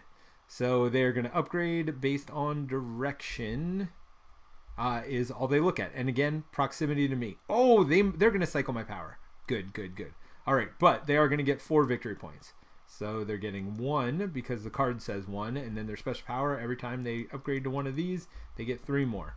And they'll definitely do that. So they're looking closest to me. Whoa! Go flying. So that'll be this one. And they are done because they are within planetary station. That would cycle 3 power. 1, 2, 3. That does cost me 2 victory points, but I'm gonna want some power. I may have to burn some power, but hopefully they keep being nice to me and giving me power by doing stuff close to me. I like when you do things close to me, AI. All right, let's see. And so that's true in multiplayer games as well. When they do things near you, that definitely gives you power, which is one of the cool, fun parts of this, the way this game works. So I do have 2 power. Does that get me anything? Not really there. Or here. All right. Well, I'm going to go ahead and upgrade. This wants me to build on Gaia planets. I don't know how I'm going to do it. I need a QIC cube. To get a QIC cube, I need to get technologies. To get technologies, I need to... and it's a cycle. So I think I'm just going to upgrade here. And that way I start getting some stuff. Now this is one time I get knowledge for every different type of planet I'm on. Ooh, this would let me cycle 4 power. That seems real good for me. So yes, I'm going to upgrade to a research lab. All right, so that cost me 5 and 3. 1, 2, 3. And 1, 2, 3, 4, 5. Let's go ahead and do that. The only place I can, which is right here. Now again, I'm taking my income down, but I am getting more cycling here. So then I get to get something. I think I'm getting this. 4 gold a turn's good. 7 victory points once is not that great. I'm going to get this one. Now in multiplayers, there'd be 1 for each player, but there's not. It's just solo. So I'm going to get this, which kind of lets me pass also, which is not the worst thing in the world. Because taking this is considered an action, right? That's action number 7. Oh, by the way, I never went over action 8. It is picking one of these from the middle. You flip it face down and show you pass for the turn. Once you do 8, you're and first player to do so gets the first player marker. So that's all that means. All right, so I've done my action. Did I score anything for that? No, there is no scoring bonus for that. I did get this though, and that's it. All right, so AI turn. They're going to go up on a track. They're going to go up on, so you get 0 victory points. They're going to go up on their first track on this side. So there you go. AI racing up the tracks. I love that card. I hope they get lots more of these cards because that doesn't really do a whole lot to hurt me. All right. Now, the AI is going to be different every time because, again, all these cards are different. So last time I played, they were racing up all the tracks. Like half their actions seemed like where they were moving up tracks. So that's one of the other things I love about this. There's just so much variability. It depends on what AI faction you're playing against. This one really wants to upgrade bad, and they score a ton of points for doing so. So it's back to me. Well, I'm going to basically do a pass action here by cycling some power. But after I do so, I may spend some of it just to make sure if they do something, then I'll have some power to cycle again. So I probably will. So let's go ahead and this is what I'm looking for. Cycle 4 power. So I got nothing in bowl 1, so I get to cycle to bowl. So yeah, last game I did almost all Gaia forming and didn't use power for abilities at all. This game, because of my special power here, I'm really using. Oh, no. I kind of want to do one here. 5. What can I get for 5? Oh, I can get 2 Gaia forming steps for 5, but I don't have any resources to do anything with that. I could get 2 knowledge for 4. And again, I can't do that this turn, right? Get 1 for 3. All right, so what I'm going to do, I'm going to put this here and give myself that 1 knowledge. So that'll let me go up on a track again. I can change Gaia forming steps. I can change my range. It gives me some flexibility here, which I like. So let's see what the AI is going to do. AI takes their turn. Of course they're going to upgrade. So first thing, they get 3 victory points. 1, 2, 3. And then they're probably going to upgrade to a trading station again. So they're probably going to get 3 more. Again, proximity to me. This is 1, 2, 3, 4 away. This is 1, 2, 3, 4 away. 1, 2, 3, 4 away. Okay. So what's the second tiebreaker? Well, let's look at the AI instructions. Again, they're usually pretty easy. Closest to you and then directional arrow. Okay. So let's not forget to give them their 3 more victory points because of this special ability here. And which one are they going to do? They're doing it bottom to top. So bottom right to top left, that means it's this one that's getting upgraded. And I think you're starting to see why I like it. The AI is super simple, super straightforward. Turns are fast. I'm going to get some knowledge. What track do I want to go up? Do I want to increase my range? Do I want to get a QIC code? Do I need to increase my income? Maybe even my knowledge income? Make Gaia forming cheaper. Are any of these things going to help me this turn? Can I get a QIC cube any other way beside going up this track? I don't think so. QIC, how do I get additional range? I don't have any way to get additional range except for QIC cubes. I can double Gaia form. So what planets does that put in my range? Because maybe that'll be important because double Gaia forming costs 5, so that would be 3 for me, and then I'd have 2 more. 2 will let me not get one of these, so I probably can only single Gaia form, which would cost me 3. If I do that, so I need a single one, so black or blue. Am I in range of any black or blue planets? And really this turn, I'd love to build on Gaia planets, but that's not happening. Because I need a QIC cube to build on those, and I need to be in range. All right, so I do have a black planet in range here. I need to get my income up, so I'm definitely going to focus on doing that. So with that being said, with all that being said, which track do I need to go up? I don't need a QIC cube now, so it doesn't matter what track I go up. So I'm going to increase my range, so that way I can build within 2. So that won't be my only option anymore. Although, yeah, that is still my own. Oh, no, I can build here. Ooh, which makes way more sense than building back away from them. I'm going to build right next to them. All right.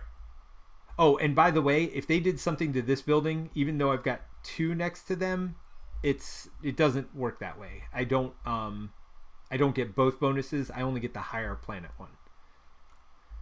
All right. So, I went up on that track. I spent my 4 research, my 4 knowledge. That's all I get to do. Okay, so they're going to build. First, let's give them 3 victory points. 1, 2, 3. Then they're going to build, starting with the topmost. So they want to build on a Gaia planet within range 2 of themselves. So Gaia planet within range 2, and then what's their preferred order? Bottom to top. Gaia planet, range 2, bottom to top. All right, they have no Gaia planets within range 2. So then they will, ignore that top priority and go to the next one. So let's see, what's their preferred priority here? Faction tiebreaker, they don't have one. Final scoring tiebreaker, they don't care about that. Fewest terraforming steps. Okay. So fewest terraforming steps within range 2. So we're now looking, because we know there's no Gaia planets, for blue or the Saturn one. Blue or the Saturn one. And again, they only care about the top victory point condition. See the X on the bottom one and green on the top one? They only care about the top one, which was the Gaia planets. They don't care about getting different one. So they're looking for blue or Saturn type planets, and then bottom to top. Blue or Saturn, bottom to top within range 2. Blue or Saturn. Of course, their own color would be blue or Saturn within range 2. Wow, they literally don't have any, do they? All right, let's go to the next level of terraforming. So now they're looking for purple, white, or yellow. Purple, white, or yellow. Purple, white, or yellow. There's a purple. And there's a white. And there's a yellow. And they're just going bottom to top. So there we go. That is their preferred place. Done. And they got their 3 victory points for that. All right, so back to my turn. Unfortunately, that wasn't in range of me, so I didn't get any additional power, but that's okay, because I'm going to spend some power here to get 1 Gaia forming step. I can build within 2 of me, so 1 will let me build on this black planet, which makes me happy. Although, are there any blue? I've already built on blue, so I don't need it. Because remember, I'm also trying to fulfill that goal. All right, so, yeah, let's just build there. So that cost me, oh, I don't have 1. So what do I need to do to get 1? It costs me 3. So it's going to cost me 3, 1, 2, 3, 4 to pay for that. And then 1, 2, 3, 4. Unfortunately, I am overspending, but to get 1 here. So 3 for 1. And then that gives me 1 and 2, 1 and 2. Lets me build this 1 terraforming step away, so that is this planet. Boom. All right, so that is that. I am done. The only other thing I might do is build a federation, which might let me even keep going, because that's 3, 4, 5, 6, 7. I could build a federation here, which is something to think about. Something to think about, because remember, as soon as you build a federation, you get to do some stuff here. Oh, that could give me a QIC cube I've been looking for. See, there, even when you think you're out of options, there's always a million options to consider. All All right, so they're going to get 1 victory point, and they're just going to block up the leftmost one, which isn't annoying now, but boy, at the end of the game, that might start getting real annoying. So from now on, they could be ending their turn. So if I want to be first player, I could just end now, or do I build a federation? How much do I care about losing tokens? Because how many would I need? So to build satellites, you have to discard tokens. So I'd have to discard 1, 2, 3. So I have to lose 3 total power. I can't remember if I can do it from the Gaia forming box or not. I can look that up real quickly. I got the power. Do. Alrighty, federations.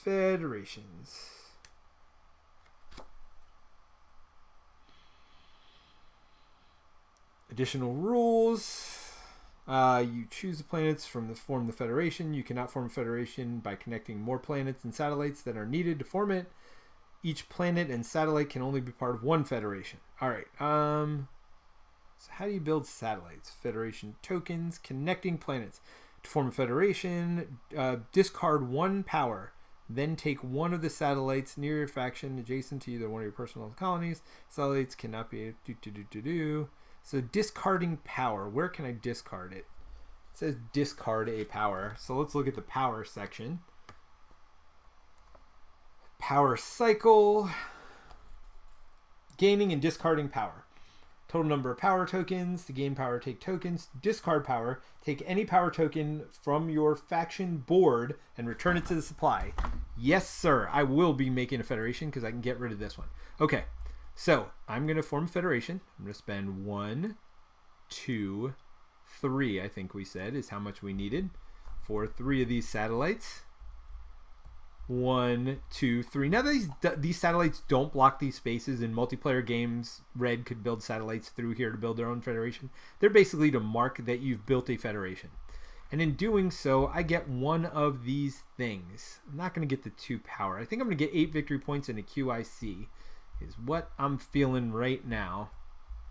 Yeah, I'll just keep it over here with my other stuff. So I'm going to get 8 victory points. 1, 2, 3, 4, 5, 6, 7, 8. And I'm going to get that QIC cube. So I can start building on Gaia planets again. I know I missed the boat on this. Oh, and this is for each terraforming step. So that's the other thing. I want it. Well, that's all right. I'm going to have power again next turn to do all of that stuff. So for each terraforming step, how many victory points you get? 2 for each step. That's pretty good. Here is where you want to build federations, but I really need to start building on some Gaia planets over here too. Anyway, all right, I'm going to call that good. And I said I was going to build on Gaia planets this whole time, and I have not done a very good job of that because I have not even gotten a Gaia former up and running yet. So maybe I'm making some tactical mistakes. Maybe I'm going to have to rethink life here.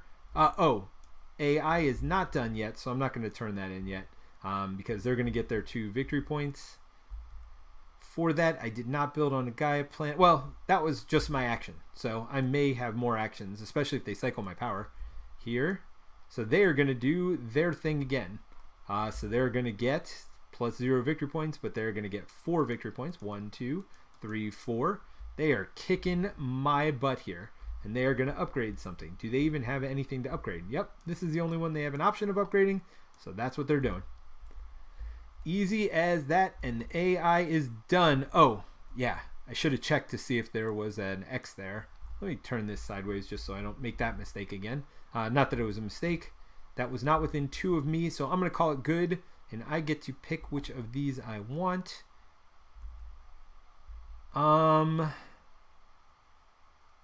So this will give me money. I'm only getting 3 money. This will give me ore. You know what? I need money. And it's encouraging me to build on Gaia planets, which, you know, is a thing. So I flip this face down. I am first player now. They keep going. So this will be easier now. They do get to keep going because that was green again. So they are going to build now based on, they don't care about the goals. 2 of themselves and starting bottom to top. And number of terraforming steps. So again, they want green, blue, and the Saturn looking planets, and of course their own planets. Are they within 2 of any of that? Blue, no, all the blues over here. Saturn, there's 1 over here, but that's real far away. Green, nothing within 2 of them. All right, so their next step is purple or oh, it's over here. Purple, yellow, or white. Purple, yellow, or white. This yellow and this white are within range of them. This yellow is not. Well, these purple clearly are. Purple, yellow, or white. And they are going to start. This one goes bottom to top. So they're going to start at the bottom. So I think they take this one.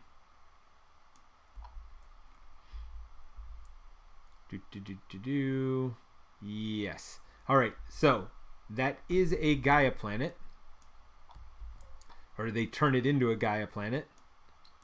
So that is going to put them up here.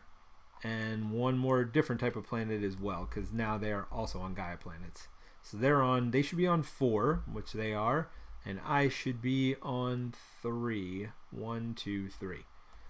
Oh, did I get on that black planet? I did. So I'm on 4 as well. So we're tied right now for different types of planets we're on. And let's keep going. And I'll double check that, of course, at the end when we do end game scoring. Well, I say let's get. Oh. They do that within my range. Yes, they clearly did. Now, not within range of that, because it's not within 2 of that, but it is within 2 of this mine, so I just cycle 1 power for free. Done and done. Now, I can't do anything with that power right now because it is not my turn, and they get to keep going. So they do get to finish out their turn. They are going to go up 1 on the one that they are on the highest in. If there is a choice, they go 4 to the left, because they might be tied on all theirs. They are. So 1, 2, 3. Wait, are they white? Or am I white? No, I'm red. Wait. No, they're red. All right, yeah. So 1, 2, 3, 4. It comes back to this. So they go up on this track. Again, it just doesn't matter. It's just for end game scoring. That is that. And they get 1 victory point for doing so. And then the end of the round is here. So they're going to look at the top here, and they take the rightmost one. And theirs goes in the leftmost spot. Or the rightmost spot, I'm sorry. Alright, so that's the AI turn. Hopefully they're getting a card here that has a red X on it, because I don't like when they just keep going and going and going after I have passed. That doesn't make me happy, nor should it. Oh, end of the round, they're going to score 2 points for this. So they are up 54 to 23. I am going to have to mount an epic comeback, and this card is going to be hard to do it with. But we'll see. It's all about getting those end game conditions. All right. So let's see. Well, and I can score some from these cards as well. You know, if I take this one, not only do I get to cycle 4 power, but I get 4 points for each of my upgraded buildings, which might not be the worst thing in the world. Ooh, this gives me a QIC. Oh yeah, I'm going to try to get to there if I can. Of course, nothing pays me for it. Do I get paid next turn? Yeah, no, I'm doing stuff out of order. Last turn I'll get upgraded for it, but last turn it's 1 QIC cube. I mean, don't get me wrong, I'm still probably going to do it, but yeah, we'll see. All right. So let's collect my income. So I'm going to get 3 ore, 1, 2, 3. Definitely need to increase that income. I get 3 gold, 1, 2, 3. Definitely need to increase that income. Here I get to cycle 4, 1, 2, 3, 4, and I get to add 1. I can do that in any order I wanted. I choose to do it this way. Let's see what else. Oh, that goes away. So I will get to do this again. So I'll get to cycle 4 again this turn, which is nice. I get 4 more gold. 1, 2, 3, 4. So I didn't hurt myself there. I get... Did I already do this? I don't think I did. Well, I definitely didn't get the knowledge, so I don't think I cycled 2 either. So there you go. Boom, boom, boom. I got something. I got something going on here. I see what's happening here. All right, so I get 1 more income from this. 1 more knowledge, I should say, from that, and that is it. I might get that 2 extra knowledge to jump up here, get QIC cube, cycle 3 power. or change my range here. There's definitely some things that I need to do this turn. And I am first, so I can do them right now. So maybe I do that. Maybe I get 2 knowledge. Gosh, this seems terrible, but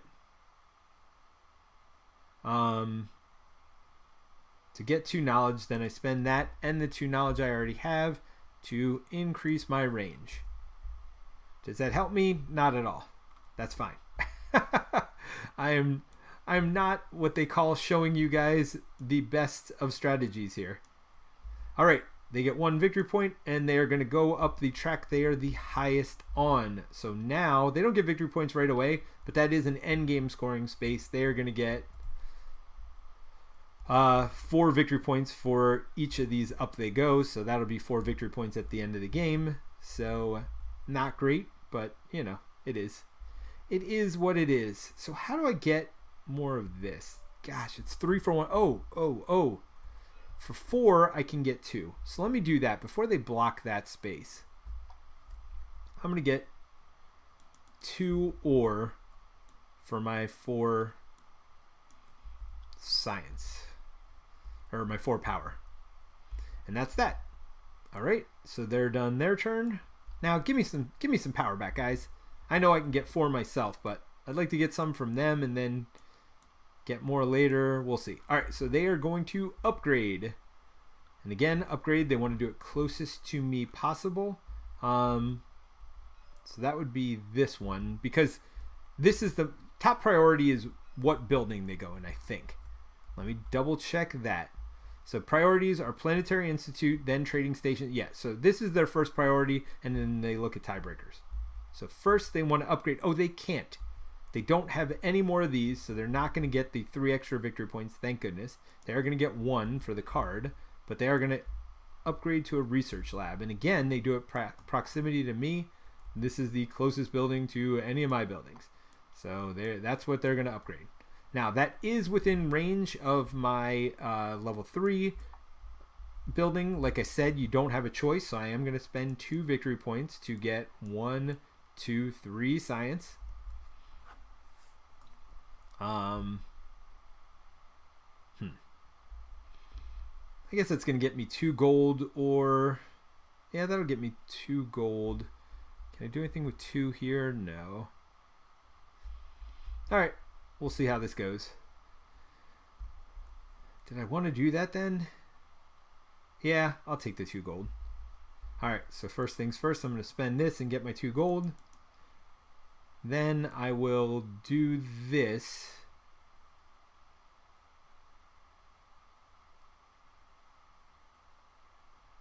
What am I doing here? I'm still going to do that. But then I'm not doing that.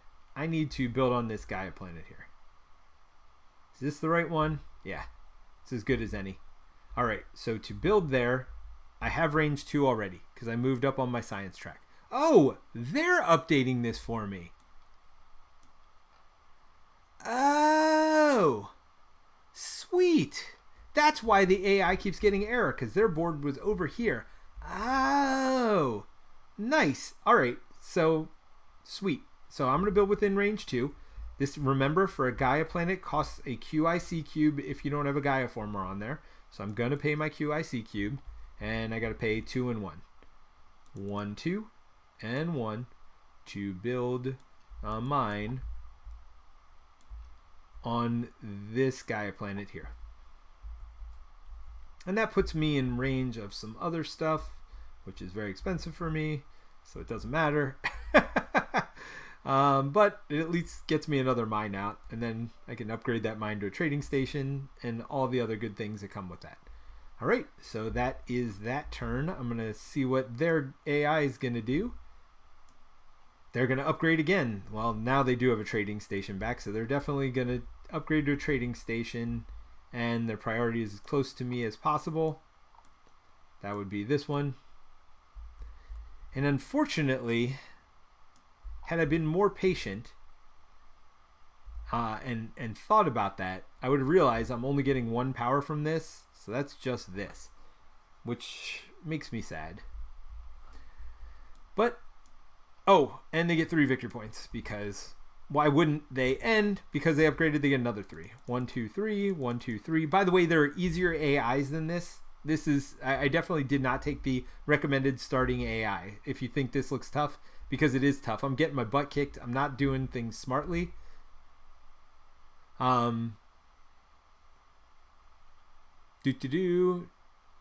Discard from any. Oh, sorry, Jack. I'm so sorry. So Jack says anywhere, discard from the bowl. And then Jack also said he thinks the AI ignores the end of the round scoring, but then he says, ignore me. They do get their bonuses from the top. Right. So, yep. Yeah, they don't get, like, they don't, if they terraform, they don't get these bonuses. They just get an end of round bonus.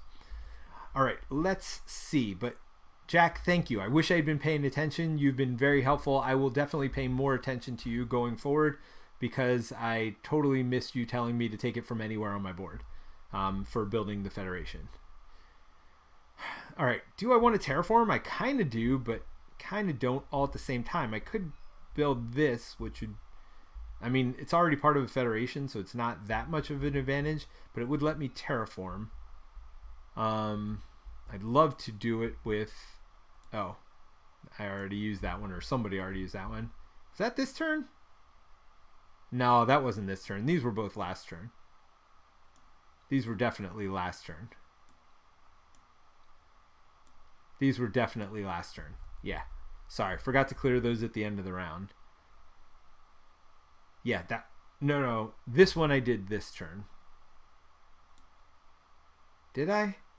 I think so. I think I did this one this turn, but I never terraformed this entire turn because I was an idiot and did it a turn too early. See, this is where it matters, right? If I'd been able to do this last turn, if I'd gotten a QIC instead of getting the ore, then I would have done that last turn. If I would have waited to build my Federation, right? I didn't necessarily need the QIC, although I kind of did to build on that planet, but I didn't really need to build on that planet because there's no scoring for it, right? So I'm doing things out of order here. By the way, I do have 2 Gaia planets, and I think they do as well now. One. No, they only have 1. So I got that going for me. I'm ahead of them on that track. All right. Let's get back to business. I need to build a Gaia former, but I feel like it's so late to do that now. So I feel like I do want to terraform up just to get some victory points out of this turn, which will give me some stuff for next turn. So to terraform 1 step, actually, I don't have 3 power to do it. I could get power this way. Yeah. Let's do it this way. That gets my power up, and that's my whole turn. So they take their turn, and now they're going to give me power. Watch. So they want to upgrade, so they get 1 point. I don't know if that ticked up or not. Anybody who saw that, let me know. Sorry, I was not looking at where I was clicking. I don't think I gave them the point. So let's give them a point there. And then they can't build one of those buildings, so they're going to build a research lab, again, as close to me as possible. Which seems like it's going to be here. And they get the trading station back, unfortunately. Now, they do not get to, I mean, I'd get 1 power for that, but 1 power is not helping right now. So, that is their turn. Back to my turn. All right, so I am going to do what I said and build here. I think that's the only place I can. Blue also. Yeah, the only other blues are pretty far out. So I do have a range of 2. So I can, well, this is only 1 away from me, so it doesn't matter. So I do have to terraform it 1 step. My terraforming actually only costs 2. So that's 1, 2. To terraform it, 1 more for this, and 2 gold to build this. So I'm building that there, which lets me get 2 victory points because I terraformed 1 step. So 2 victory points for each step. All right, back to the AI's turn. They go up on their highest track. Pladink. That is it. They get 1 victory point. All right. So next turn, they actually won't go up. They'll just take away this thing before they go up. They don't need federations for all that stuff. I don't know if you remember from a while ago when I explained the rules that you need, these things to flip over to move up to certain points, but they don't worry about that. All right, but let's see what I get to do now. If I had a QIC, I could build on a Gaia planet, but I don't. So let's not wish for things we do not have, Peter. I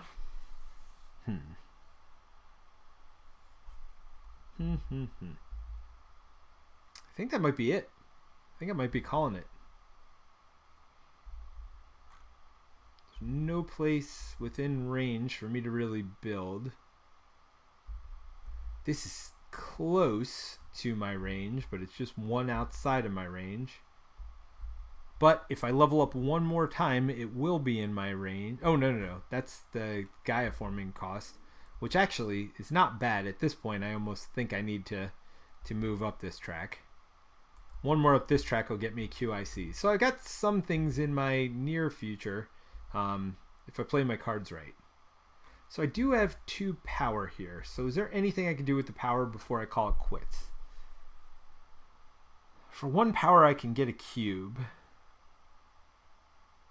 Oh, which would also potentially let me do something. So for 3, I could get a second one of these. How much does it cost for a knowledge? It costs 4, so I could get 1 knowledge, which would help me for next turn. So that's what I'm going to do. I'm going to spend all 4 to gain 1 knowledge. That's this one right here. I could have got 4 coins. I could have got a lot of stuff, but I'm going to get a knowledge. And then I'm going to call that my turn. So this goes away. Let's see. Which one do I want to pick? I think I picked this one.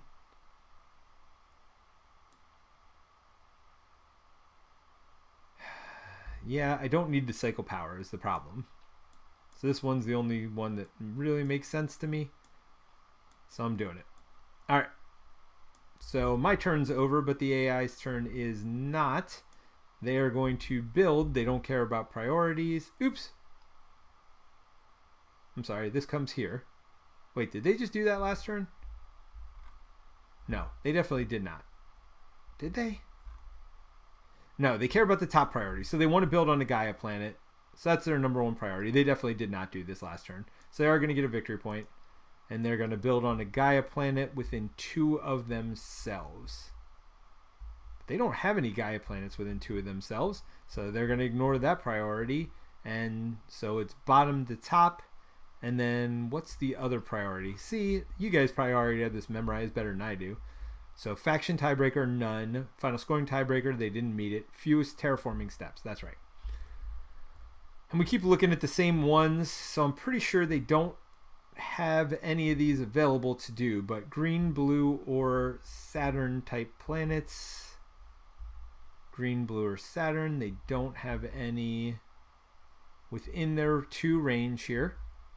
So the next thing they look at is purple, white, or yellow. Purple, white, or yellow. So they got quite a few of these within 2. Purple, white, yellow, purple, white, yellow. Yeah, they got all these. All right, so they're looking at all these, and I think their priority is bottom to top, if I remember correctly. Yep, bottom to top, so they build there. Now, that is within range of my research lab, but I'm not going to spend the victory points to get the science right now, because I think I'm going to get plenty at the beginning of my next turn anyway, so I don't think it's a problem. Although, wait a minute. How much is it? Research lab is 2. Yeah, I'm going to spend it. 1 victory point moves me up 2, because that way I'll have 3 power next turn. I'll just get the power first before I cycle all 4. All right, so that is that. So they are done with their turn. Now to their next card. Come on, X. Come on, X. Come on, X. No X. So they're going to build again. They don't care about any of the priorities. So again, did that give them more range to anything? No. So we're looking purple, and we are looking bottom to top again. So within range 2 would be here. Oh no, white is one of the colors they want, right? Yep. So that's before that. Yellow. Yeah, they didn't have any in range. That is not within range of any of my stuff, so they are done. With that card, they keep going. No! They get 0 victory points. Oh, this last one gave them 3 victory points. Let's not forget to give them 3 victory points. They go up on a random track, which is 1 over, which of course is their top track, but that actually doesn't hurt me. That just takes away that. That's fine. And then they do stop. Okay, so they don't take this action.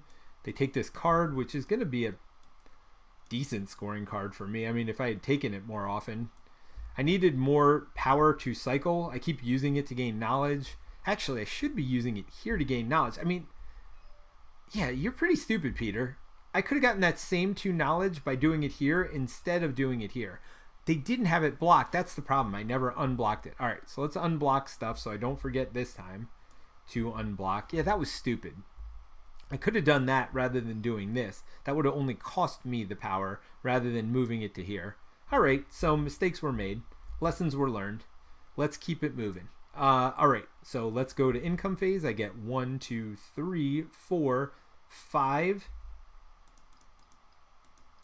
I mean, that's the... Oh, let's not forget to give the AI their 6 victory points for this token. And we are to the second to last round.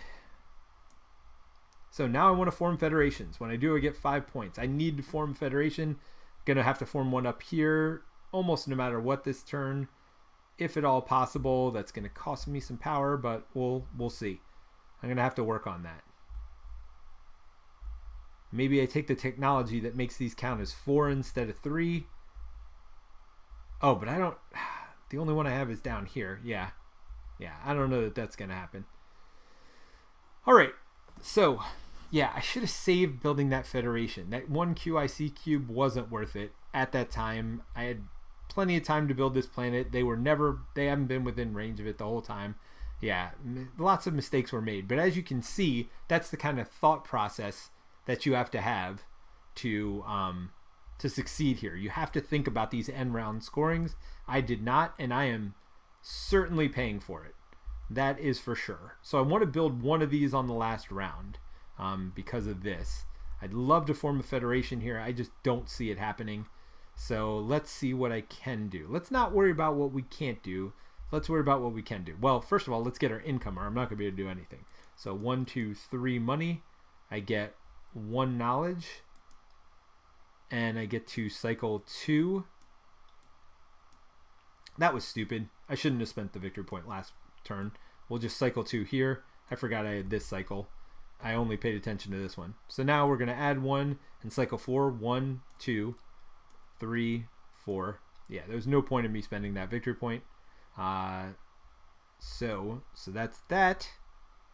That's that. That's that. Did I get my knowledge from this? No, because I spent to get 1 knowledge at the end of last round, and I get knowledge from this too.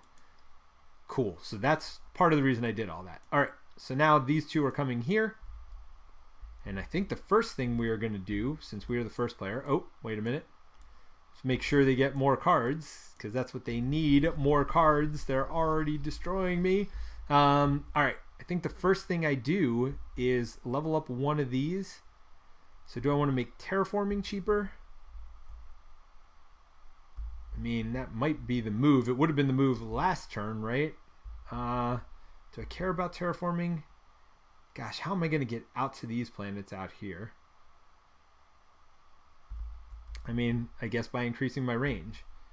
So I think QIC might be the right way to go. Increase range. All right, let's see what the benefits are at the top.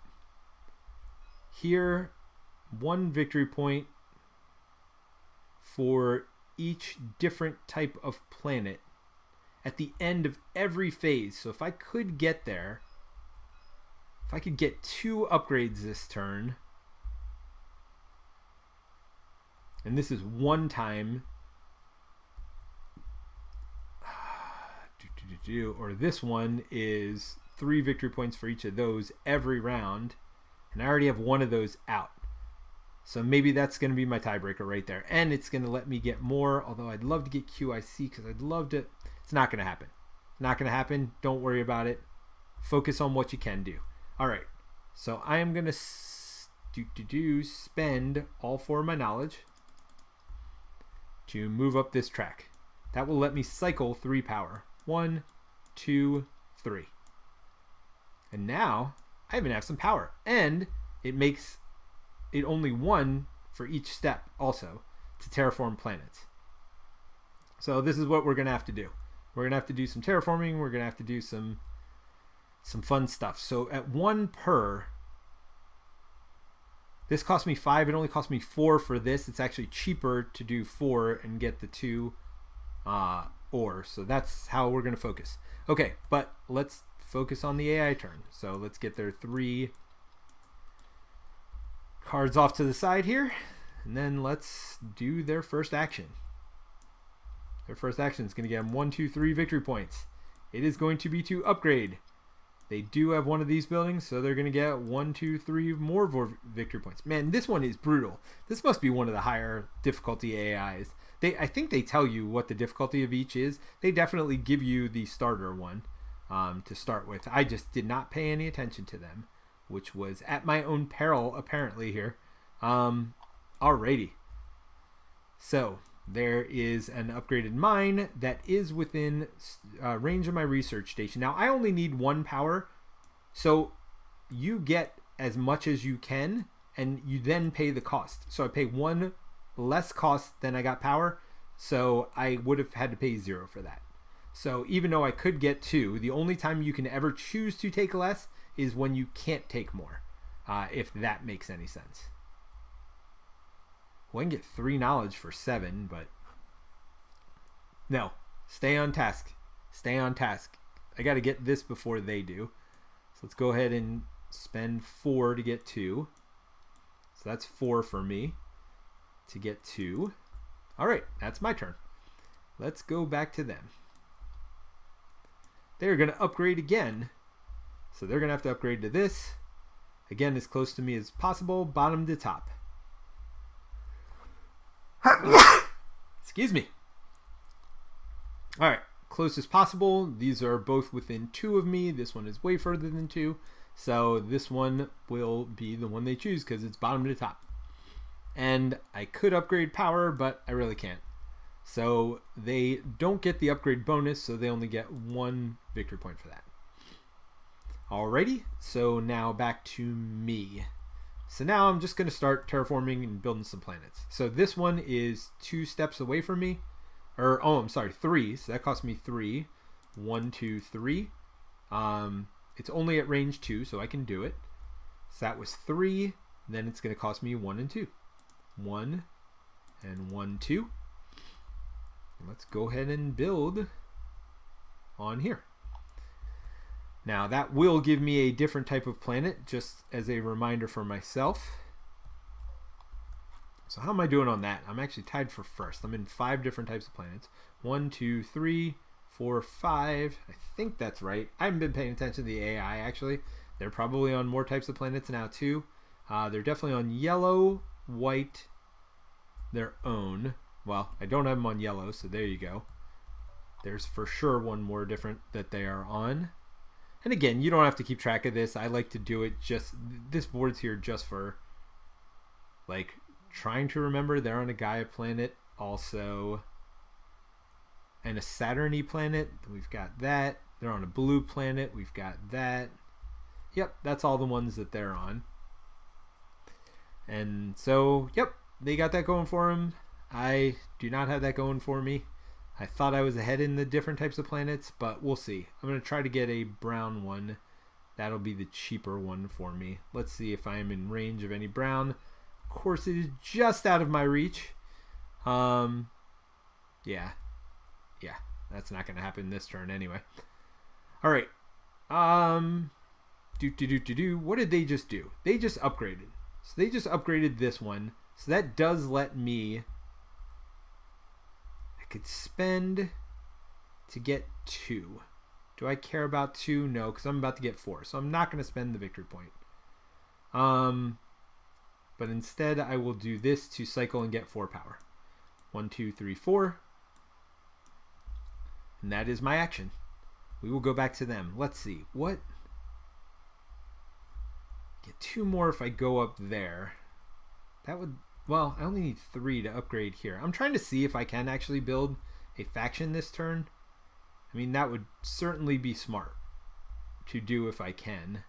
I just need them to build out to these planets so they can be within 2 of me to make it a lot cheaper. Although I could just spend 4 to get 7 gold at some point also. All right. But I'm not going to worry about that now. I'm going to worry about them taking their AI turn. All right, so they get 2 victory points. They're going to go up a random track, which is 1 from the left. So they're going up this track. Badink, badank, badonk. All right, and that is it for this turn. All right, back to my turn. You know what? I am going to spend 4 to get 7 money. Seems good. That puts me up to 13 and in a much better spot. All right, so we will, and then, yeah, if I can get some QIC cubes, that'll be decent scoring for me. I mean, I don't know that I'm catching up at this point, but I'm trying. Never give up, never surrender. All right, so they're going to build within 2. They care about the bottom one, which is different types of planets. So they're going to look at a planet that they've never been on, and this is why I do that.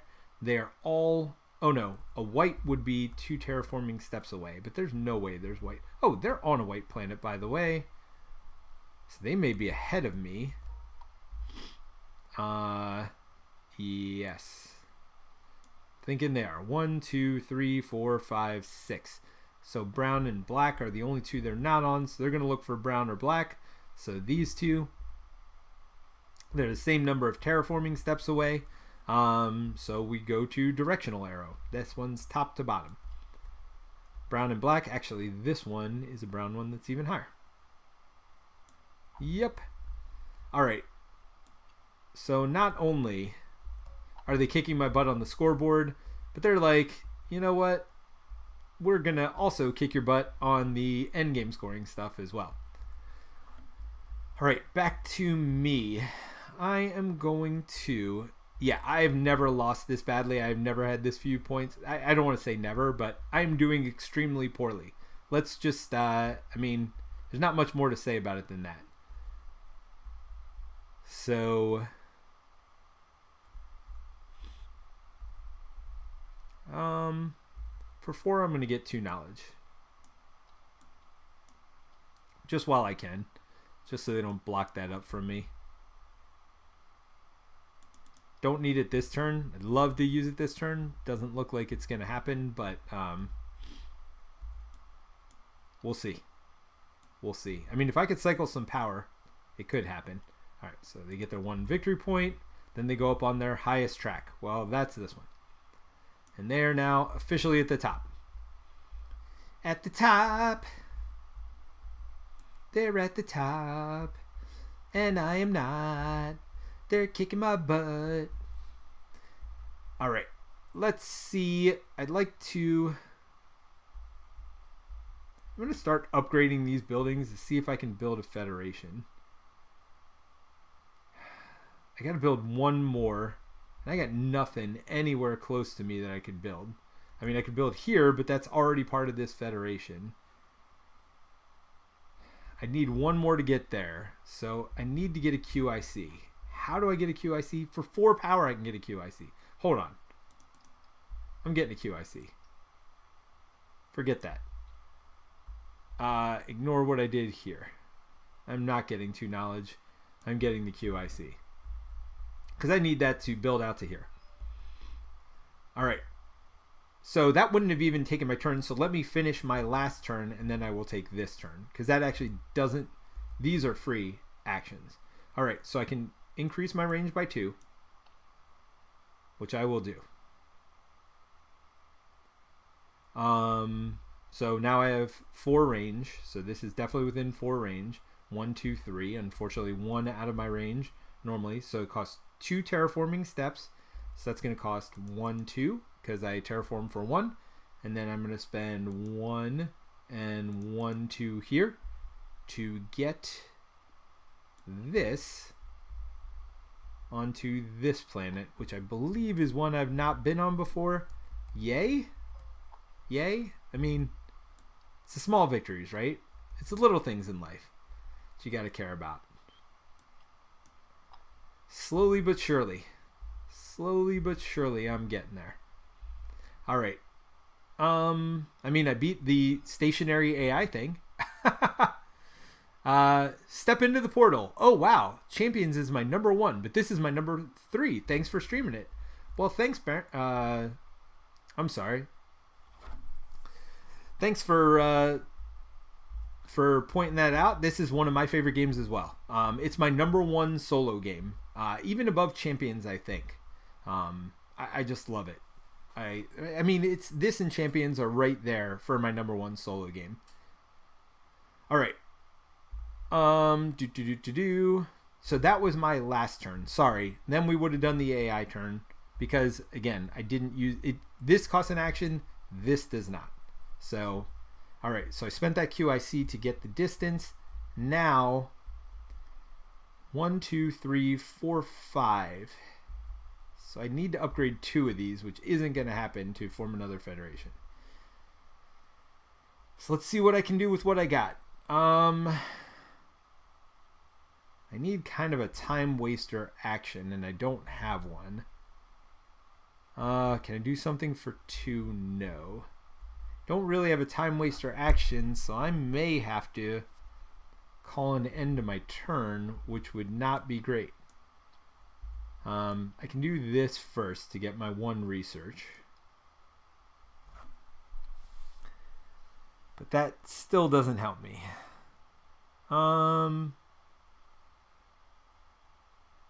Yep. All right. So I'm going to pass. When I pass, I am going to take, I guess this one. I got tons of these on the board.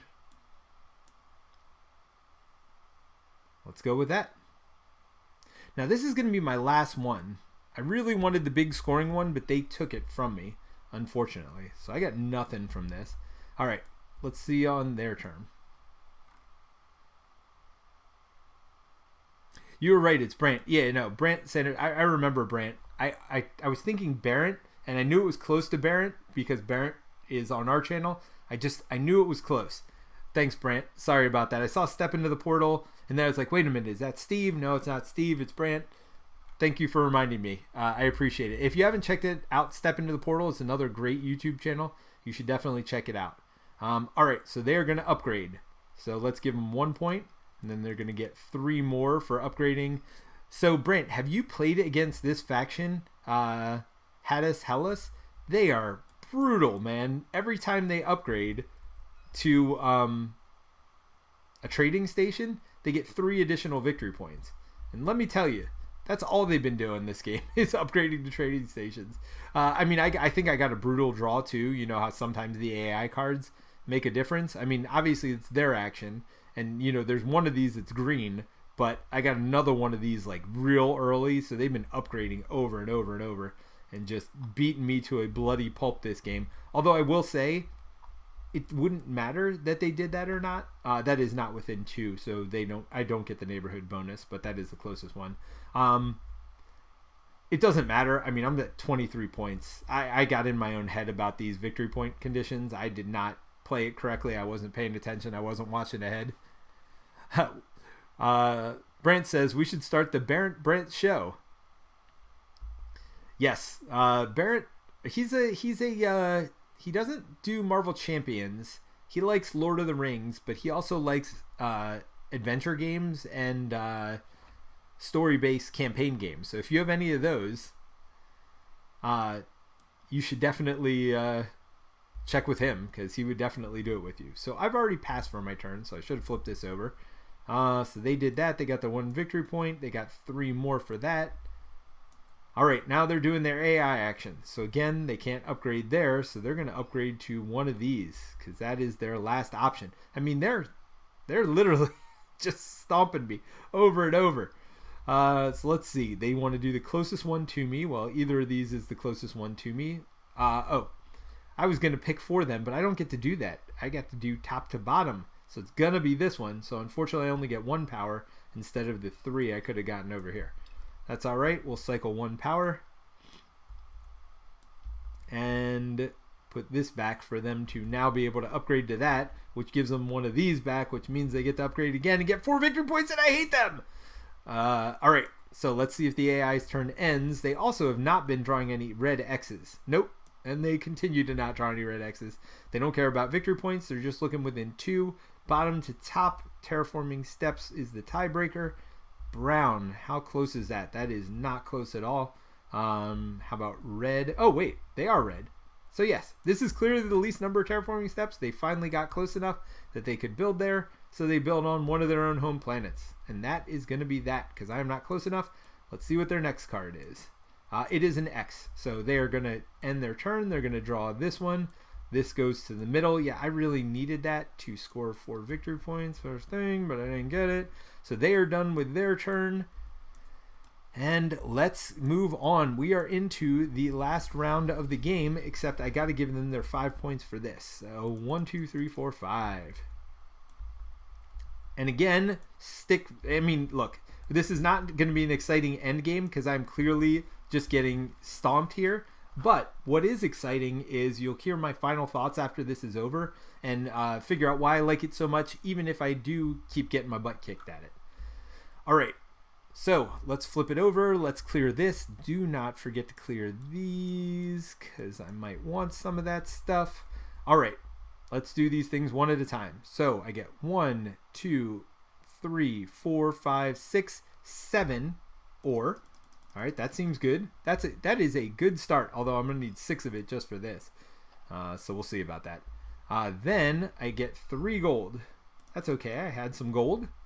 Saving up. So let's go ahead and do 2 cycles. And then we get to do 4 cycles. 1, 2, 3, 4. Then I'm going to add one of these, which I'll need to potentially form a federation somewhere. Gosh, in the far off, distant land of Distantopia. We'll see if that happens. All right, so that is all of that. Got that. So when I turn it in, I'm going to score 1 for each of these. So I don't really want to upgrade these this turn because I'm right now going to get 1, 2, 3, 4, 5, 6 victory points from that. Seems not like the worst thing in the world. I do want to upgrade here though. So that'll upgrade this to get those 5 victory points. It's all about them victory points, yeah. All right, so let's take my turn. And I am going to start. Oh, no. I did not get my 1 science from here. I did not get my 1 science from here. What am I thinking? But I think that's the only things I missed. Yep. All right. So last round, need to upgrade. This will give me a QIC cube too. Or 2 knowledge, but that's in the income phase. So I'm not going to have any more income phases, so it's not worth it. So I think I'm going to upgrade to this one. And let's just do it, I think. Just do it. Do it now. Could try to upgrade the other one first. Now I'm just going to do it now. All right. And that'll give me a science as well, which will give me a QIC cube. It'll do this. All right. So, all right. Look. There's some excitement here at the end of the game. I'm going to upgrade. So that cost me 6 and 6. 1, 2, 3, 4, 5, 6. And 1, 2, 3, 4, 5, 6. All right. So I only have 1 on the board. It's here on this Gaia planet. I'm going to upgrade to this one right here. Again, research labs are the only ones you don't have to do left to right. I'm going to upgrade to this research lab. Whenever you buy any of these things, you get a breakthrough thingy here. So, do I want 7 victory points or do I want 1 of these? Well, ooh, this one gives me knowledge for each of my planets. How many planets do I have? That might actually be well worth it. If this is correct, I have 6 planets, which would let me get 2 scientific upgrades, which seems pretty good. So I'm going to do that. I'm going to take this. So I get a science for 1, 2, 3, 4, 5, 6, because I have 6 different types of planets. Now, because that was from this bottom row, I get to move up any one I want. I'm going to move this one up, which gives me a QIC cube. And you will see why that is important later, but I am going to cycle 3 powers. So that's 1, 2, 3. Oh, nope, forgot to move this one in. So that's 1, 2, 3. That's all right. I can kill one of these off if I need to. Plus I got a 4 power cycler here, so we've got some options. All right, so I did that. I got my QIC cube. I got my 9 science. So that was that. And then I can get another QIC cube here. Sweet. And that gets me in the scoring zone, which makes me happy also. Ooh. 1 for every different type of planet I have, or 1 for each of those, or 3 for each of those, but I don't have any anymore. So, okay.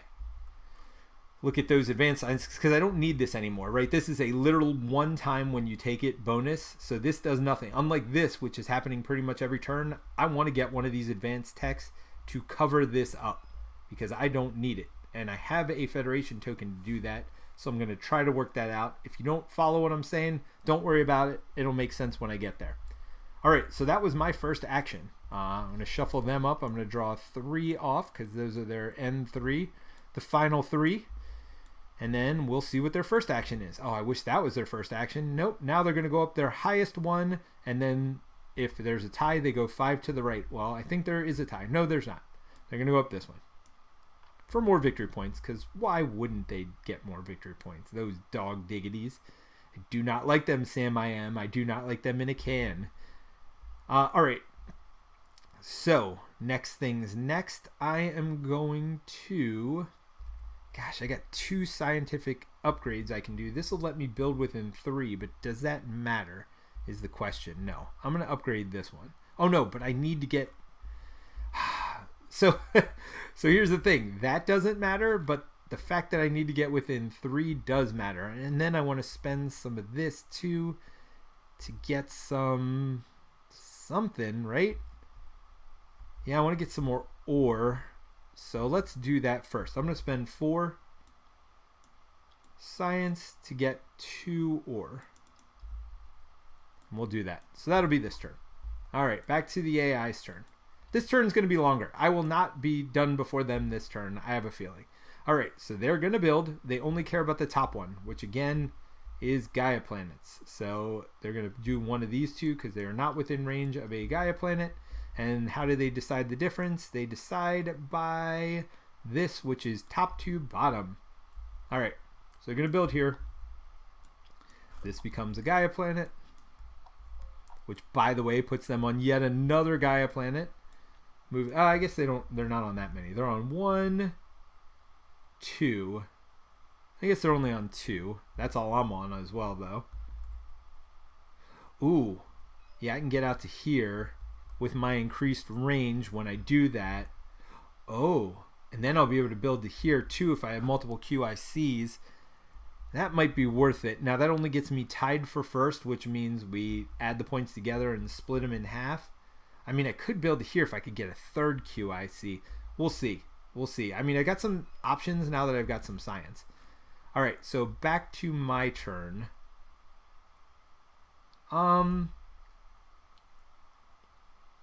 Do I cycle some magic while I can?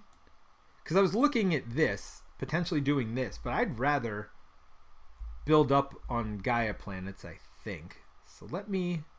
Because not only does that give me points, that takes points away from them. So, I mean... Yeah, we'll see. We'll see. We'll see. All right. Let's go ahead and cycle some power. So that is an action. I get to cycle 4 power. 1, 2, 3, 4. All right, and that's done. Let's go to the AI's turn. Oh, I forgot to give them their 3 points for last time. For building there. Oh, and where they built, I was actually close to, so I would actually cycle 1 power for that as well. When they built within me. Sorry, I'm trying to rush here at the end. I'm not sure why, but I'm missing stuff. And I told you at the beginning I was pretty tired. So I'm gonna say I told you so before we started. All right, so they're gonna upgrade to a research lab because that. Oh no. They'd much rather upgrade. Oh, I messed this up before. Anyway, so they'd much rather upgrade to this academy before the research lab.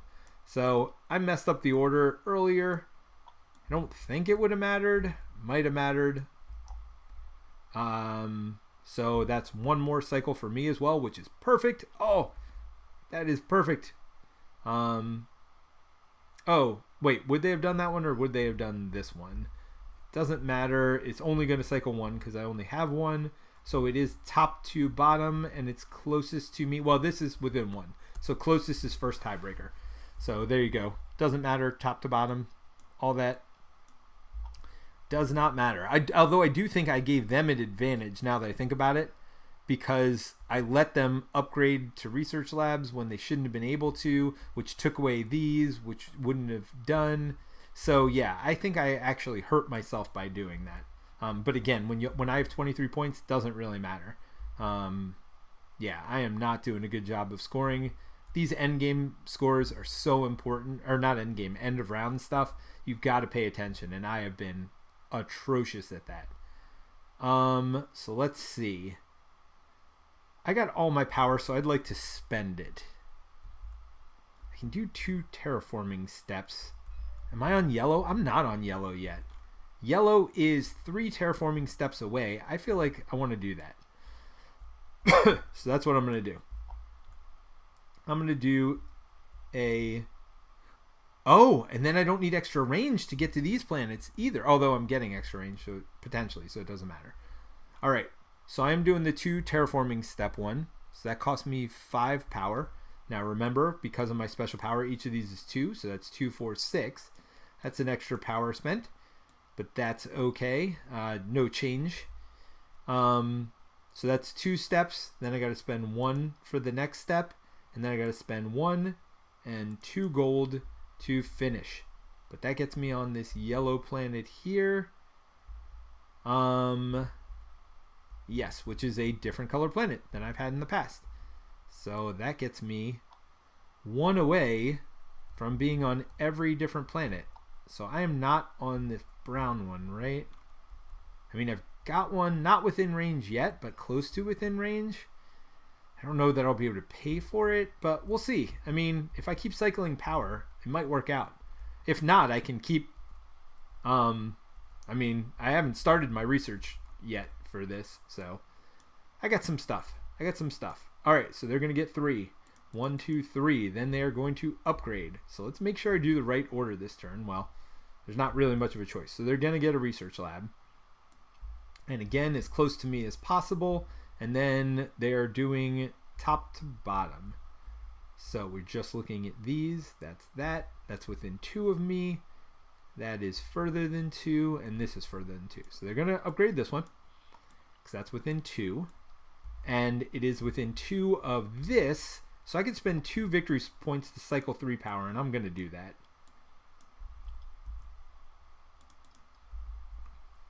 I mean, this is my only chance to score anywhere decently at the end here. So we'll see. This might be a super good last round. It's shaping up to not be bad.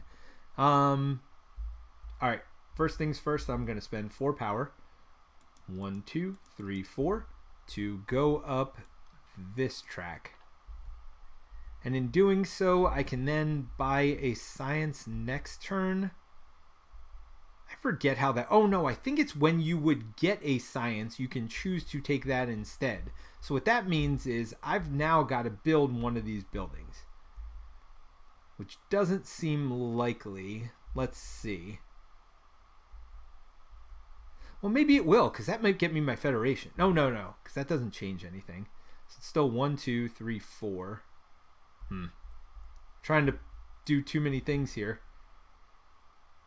I would like that science, though. I mean, that would get me 6 or 7 victory points. Although, let's keep our eye on the prize. All right, I'm not getting that one. I'm going to go up this track, which immediately gets me 2 ore. Yeah, because I'm within range of this Gaia planet anyway. Although this one is more likely to form a federation with me, which is 3 away. And I do have a QIC cube. All right. Going back on what I said. Going back to 3 range. It's fine. It's all fine. All right. Doing that. So that was my science. I mean, let's be honest. Next turn, I'll probably just get the other one anyway, so it won't really matter. All right. Oh, they are upgrading yet again. So they're going to get 1 victory point. Then they're going to get 3 more because they are definitely upgrading to a trading station. As close to me as possible, and then bottom to top. As close to me as possible. Well, shoot, they only have 2 on the board. This is within 3 of me. So that is... Oh, no, they got this one too, which is also within 3 of me. But bottom to top is this one. Unfortunately, not close enough for me to get that neighborhood bonus. All right, back to me. Do I just go up the other track now? Or do I think about spending this while I can to get some other stuff? 4. I mean, I'd have to kill one of these to do that. Oh, no, I could cycle. Oh, no, I already cycled the 4 with that. Huh. Huh. You know what? I'm going to spend the 4. 1, 2, 3, 4. Is there any place else I want to go? Or do I want to go up the QIC track? Because then that'll give me... I'll be able to duplicate a bonus, which isn't great. Oh, I could gain a tech tile if I get up to 4. Is it possible? I'm going to get 2 more tech upgrades. How do I get another one? Oh, 4 I can get a QIC also. I don't know that I'm going to be able to get that. You know what? QIC. Oh, here we go. Here's another one. All right. So I'm going to go up this track, which will get me a QIC. Oops. That is them. I was like, wait a minute. Why is it telling me that they don't have that option? They do. All right. So I'm getting a QIC. All right. So that is that. I mean, maybe I score for this. Maybe I get this. Well, in all honesty, this is actually better. So I just need 1 more QIC.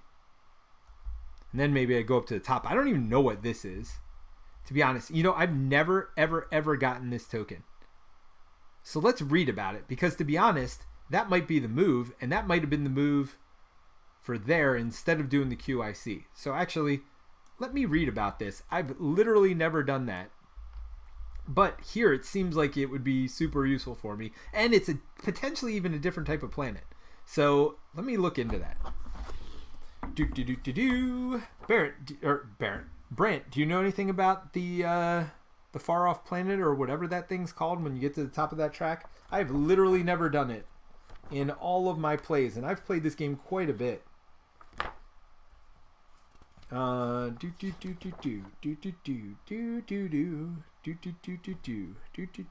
right, level 5. Your basic range is 4. Immediately place the Lost Planet token on an accessible space that does not contain a planet, satellite, or space station. The accessibility of the space follows the same rules as the build a mine action.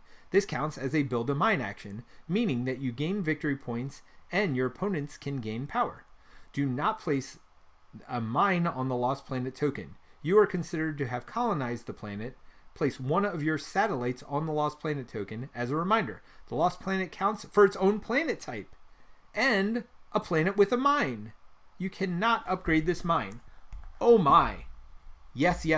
All right, so never mind. So remember how I got a science there? Or I spent 4 science? I am not going up this track for some piddly QIC cube. I am not going to worry about this. I'm going to push right past it and go to the top here. Now my range is 4 and I get this and I put a cube on it to count as a colony. So when I do that, when I do that, I do have to flip this over as a reminder. Anytime you go to the top, you got to flip it over, or anytime you take one of these, you got to flip one of these Federation things over. So I now, if I put this here maybe, that'll connect those 2 planets. Here I'll connect these 2 planets, and then I'll only need 2. Here I'll only need 2 as well. Oh, come on. Get out of here with your toggle. Don't go on the grid. All right, so it doesn't really matter. So I'm going to build it here. So I got 1, 2, 3, 4, 5, 6. I need one more upgrade to be able to colonize there. Going to the top, it's also getting me 4 victory points to be the top of a track. And I can go out 4 spaces now. That is way better than what I was planning. All right. That's kind of cool, that lost colony. So the AI is going to do their AI action, which is to upgrade. So now I'm right. You go to the last possible option. So it's +0. They're only getting 1 point, thankfully. Again, close to me as possible. And they are going top to bottom. All right. So we got 1 here, which is 3 spaces from me. We got 1 here, which is also 3 spaces from me. We got 2 here, which are both 3 spaces. So top to bottom it is. There we go. Unfortunately, got this stupid trading station back. Gosh, they are fully upgraded. I mean, that's what they do. That's what they do. They're the upgraded Tron thing. Oh, and that is another type of planet. So I'm going to put this off to the side here, or I don't know where to put it.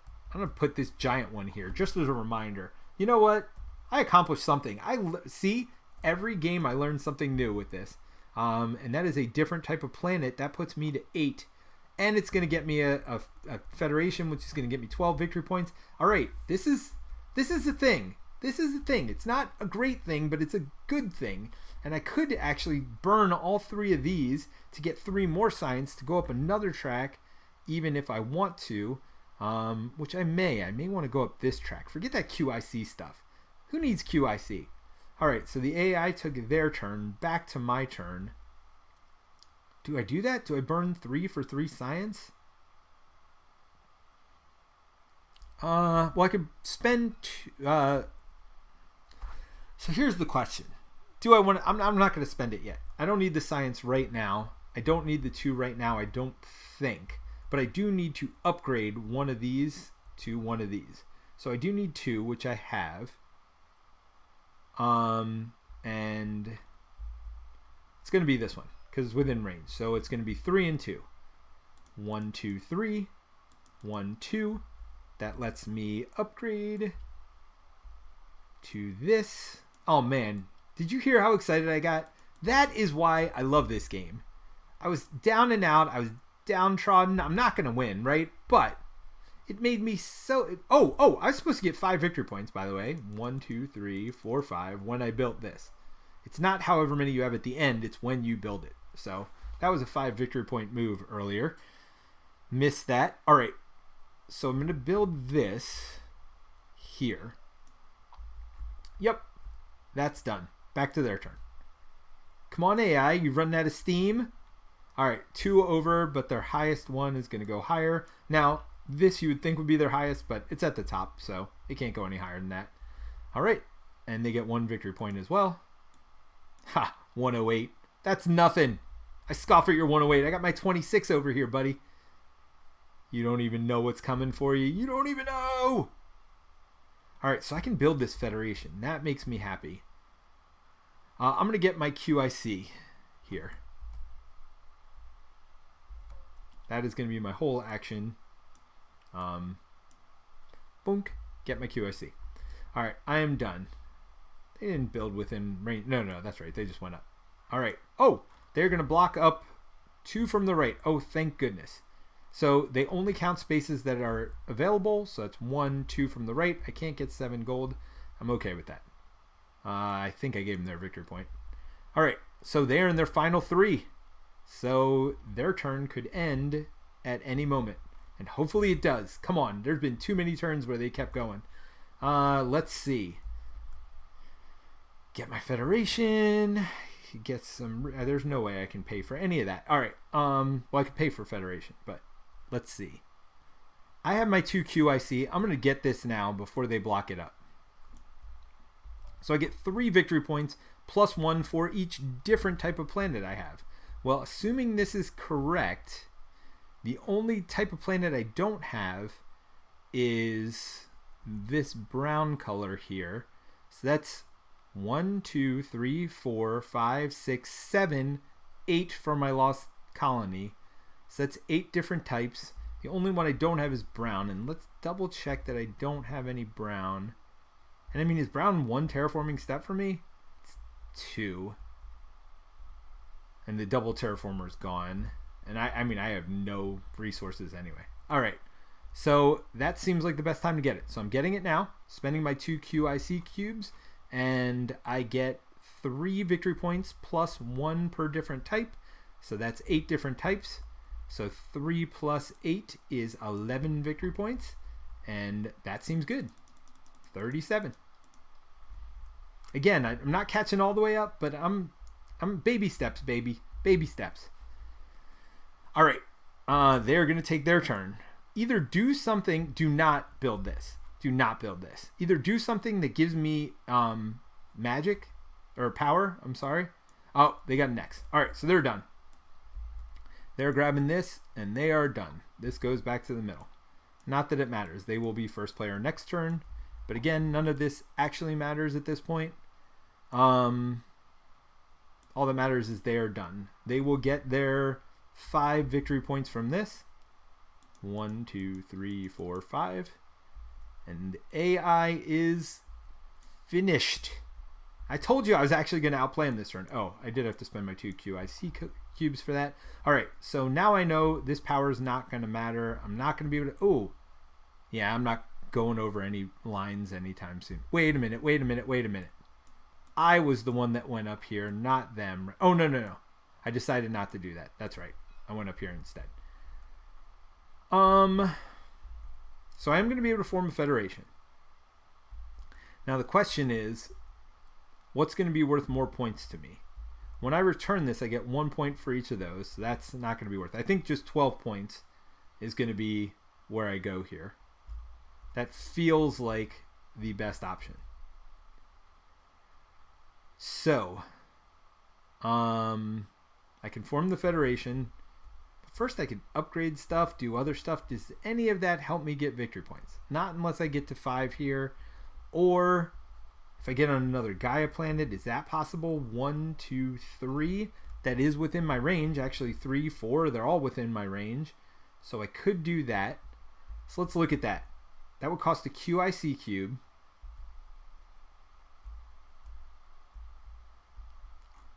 So what does that do? That breaks my tie. So between red and I, right now we're both going to get 8 points. So that means we're even. So that's a 6-point swing for a QIC cube. And I can get that for only 2 less victory points. I get the QIC cube. So that's what I think I'm going to do there. But then it costs me 1 and 2. Well, I have the resources to do that. Or I could just do 4 to go up here. Okay. So I'm going to get rid of this to move this here. I'm going to spend 2 of these to get 1 science point. Wait, do I do that? No, that doesn't make sense. I'm going to spend 3 of these to get 3 science points. Oh, that's what I was going to do. Here. Never mind. I'm going to do this action. It doesn't matter. They're out of actions anyway. So 2 science points here. Well, actually, let's just do... Oh, no. 3 won't work. All right. And then 1 more. So that's 4th science point. And then I move myself up on this track, which gives me... So those 4 go away.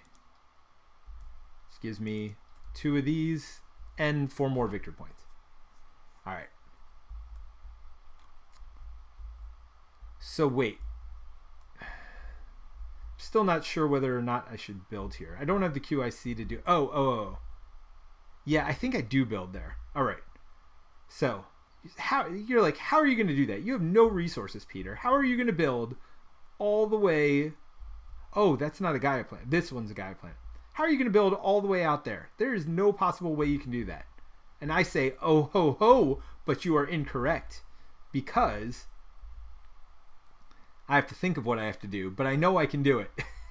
Oh, federation. That's what it is. So I'm going to build a federation here. All right, so I need 2 satellites. Oh, yeah, 2 satellites. 1 here and 1 here or wherever.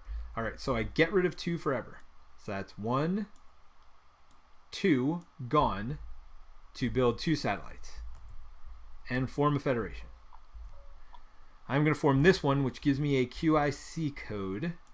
QIC code? QC code? Whatever. No. Gives me a...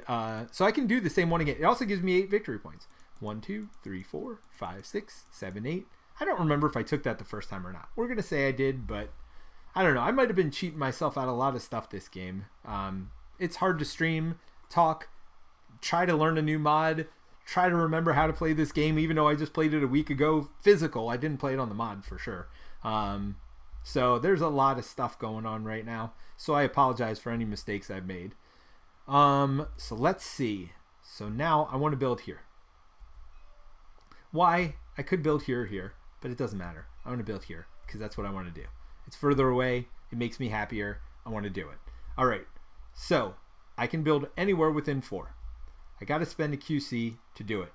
I got to spend 1 of these and 2 of these to do it. But then I build a mine on this Gaia planet. That breaks the tie here. I move ahead of them, which is a 12-point swing, right? Well, I guess it's not exactly. We would have split those points, so it would have been 18. We each would have gotten 9. Instead, I get 3 more. They get 3 less. I feel like that is a good thing. All right. So I built that. Oh, well, I built the Federation too. Yeah, because this is 1, 2, 3, 4, 5, 6, 7. So that Federation works. I got my victory points for that. I got my QC cube. I used the QC cube to build on this Gaia planet here, which broke that tie. All right, I'm going to get some endgame scoring. I'm not going to get a lot of other stuff, but I think I might be done. All right, I am done. The AI is done. Let's go to endgame scoring, which all happens over here. And I can't remember, does the AI have any additional endgame scoring? Let's see. Automa turn, past procedure, upgrading, all that. This talks about the different factions and what they do. By the way, again, great job. I think it's Morton who does these Automa factories. Great job. He's actually a fan of the podcast. I know that. And I don't know if he specifically made this. I'm sure he did. All right. So you look at Automa gains victory points for research areas the same way players do. When determining rank for scoring, remember to take the neutral player into account. We know that. Automa gains victory points from final scoring tiles like a human player would. With the following exception. For the final scoring for most structures in federations, which is the original one we had, count the Automa's total number of structures and subtract 1 from that to determine its number of structures in federation. Well, they would have killed me on that. So I guess I could have done it. I didn't realize they had something in the board, so I took that off. Well, the funny part is, yeah, it kind of threw me off a little bit doing that, but that's all right. I ended up doing well in that anyway. So let's see how endgame scoring works. We are done with the final tile. Have I given them their 5 victory points? I'm pretty sure I have for this. So we'll flip this over. So that is the 6 rounds of Gaia Project. That's how you remember the rounds. Let's do final scoring. I'm going to assume all this is correct. I got 1, 2, 3 Gaia planets. They got 1, 2. Okay. All right. So final scoring. Blue counts. So blue, which is nobody, gets 18 points. I get 12. They get 6. So I get 12. They get 6 for Gaia planets. 1, 2, 3, 4, 5, 6, 7, 8, 9, 10, 11, 12. And they get 6. So 19. All right. Then we will score this. So I get 18. Unfortunately, they get 12 though. So 18 plus 57 is 60, 75. They get 12, which will be 1, 2 plus 10 is 131. Let's hit that C button and just clear that all the way out, shall we? All right. So endgame scoring for science. Let's look at our science. So I get, what color am I? I am white. So I get 4, 8, 12, 16, 20 points for science at the end. So that gets me to 95. Okay. All right. I made it back to respectability. It's not great, but it's respectability. They get 4, 6, or 4, 8, 12. And the same as me. 8 more is 20 also. They got 151. Are you kidding me? 151. My score is not great. All right, so then the last thing we score for is leftover resources at the end of the game. I don't have any resources. I just have the 2, so that's not even 1 victory point. They, of course, don't get victory or resources. So 151 to 95. So here's what I'm telling you. Similar to games against Ronin in Marvel Champions, similar to games against Nebula in Marvel Champions, we may be knocked down, but we will come back and fight again, and we will win next time. So I'm super excited I got to show you this. I might look into difficulty levels for the Automa next time, see which of theirs are easier or harder, but I had a lot of fun with this. Look, 151 is not uninsurmountable. I have certainly gotten there in the past. I did not have the best showing today. Again, paying attention to these cards is so important. I love this game. So final thoughts, final review. Why do I like this game? Why is this my number 1 solo game right up there with Marvel Champions? I love the technology. I love doing different stuff each game. Which tracks am I going to go up? Last time, I was way up on the Gaia forming track. I was Gaia forming, and I thought I was going to be this game because, first of all, green was so important. But look, there's all these purple planets here that I could have taken over, like, for almost nothing. But my faction specifically gave me bonuses for power, and I didn't want to lose those bonuses. Oh, I'm sorry. I got power cube here. That's would have given me 2 gold at the end of the game because each power gets me a gold. So that's 1 more victory point because I got 3. Yay. And they don't have to be the same. Even if it was like this, that would still count as 3. So doesn't matter. So again, why else do I so my faction specifically pointed me in that direction. Every faction in this game, even the other white faction is these boards are double-sided, but there are many, many factions in this game. Let's see. Let's do games. We'll do Gaia Project.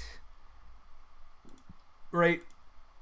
Every faction plays completely differently. There's tons of different factions. Every color has its own thing. You can, like I said, this mod is okay, not great, but like this faction here, let's see what they got. They get something completely different. They do get 4-in-1 cycling as well, but I don't even know what this is. So they get some kind of weird power here. They also get this stone. All right, this is one of the more confusing ones. And they're double-sided, of course. This one, Xenos. So this is the one I think they recommend you start with. They start with 3 of their colonies on the board. Oh! I forgot final scoring. I would have gotten 1 per colony on the board, and I had them all on but 1, so I would have had 1, 2, 3, 4, 5, 6, 7. When I returned that 1 thing, I would have had 7 more. Let's see. Is that game still up there? Well, anyway, every faction plays completely differently. Now I'm excited that I might have gotten 7 more points. Stop spinning my screen. You spin me right round, baby. Yeah, so see, I would have had this right there. I was up to 95. That would have put me up to 102. So I broke 100. Woohoo! Yes, I'm clicking all the way up. Why? Because I want to have broken 100. Yeah, I totally forgot to put that back and get my last couple of points. And then I could have grabbed one of these. Yeah, so every faction plays completely different. That's one of my favorite things. Every game's going to play completely different. The order that these come out is super duper critical. What the end game scorings are very critical. So this is total number of different spots you have on the board, right? Most structures on the board. This one is most satellites on the board. And remember, you can't just build satellites willy-nilly. They have to connect federations. So you want to spread out in that situation. Most occupied spaces. So that means each of these tiles is considered a different one. You want to get as many different tiles as possible. So that could be a final scoring tile. So every way you play, like, it makes a huge difference what those final scorings are. Most structures in a federation, instead of having 2 separate federations, I might have wanted to just get 1 giant one. that I connected, right? So there are a lot of different tiles there, and then the end of round scorings are different, right? You could have 2 that pay you for getting Gaia on Gaia planets. You could get 1 that every time you build a basic structure, you get 2 points. And that might come out the last turn, it might come out the first turn. And that makes a huge difference. You get for upgrading to these type buildings, which the AI got every turn. I never got that bonus. I would have loved to get that bonus. 4 points for every one of those buildings I built. I did not do a good enough job. Like, I did not build any Gaia planets on this turn. I terraformed once on this turn. You know, it's just this turn, I don't think I built any of these on this turn. Maybe 1, so I got 3 points maybe from that. I did not build a Federation, which would have been 5 points. I built it the turn after. I built it 2 turns before, but I did not build a Federation on this turn. Again, tactical error, right? I did not upgrade. Well, I did. I upgraded 1 here, but I could have potentially planned it to upgrade 2. So these matter a lot. These matter a lot, and they come together to build this like cool puzzle that you have to solve every time. And that's not just solo, it's multiplayer as well. But the solo bot is so easy. I mean, I was checking in with this, but you saw by the end of the game I wasn't. It's just you got to get into the flow of it. So I don't know, maybe I'll play this again over the next couple days without playing anything in between, just so I've got it firm in my mind. And I'll play with a different faction, I'll play against a different faction, and that way you guys can see more different stuff. It'll certainly go faster next time I play. But that's why Gaia Project's my number 1. Every faction feels different. Every game's going to feel different. You're going to do tech differently based on your end game scoring and your mid-round scorings. So good. So good. If you haven't had a chance to try it, I will say the TTS mod isn't great. That I will tell you right off the bat, but the gameplay is amazing. So definitely try it out. If you have a physical copy, do that. If not, go to your local store, see if they'll let you play solo in there in their gaming space. They're not using it for anything else, right? See if they have one on a copy on hand. But this is my favorite solo game of all time, and it's the variability. It's just so much replay in here. And once you've gotten good at it, once you're closer than 50 points, which is what I lost by, then you can increase the AI difficulty just by giving them different cards at the beginning of the game. And really ramp up the difficulty that way. So I don't know. There's just so much gameplay in here, and so much, so many different ways of playing, and every game's going to feel very different, and that's why I love it. So Gaia Project, my number 1 solo game. Sorry it took so long. I was definitely not as prepared as I wanted. I didn't have the normal energy that I do, but I promise next time it'll be better. Thanks for sticking with me, and we will see you soon. Bye.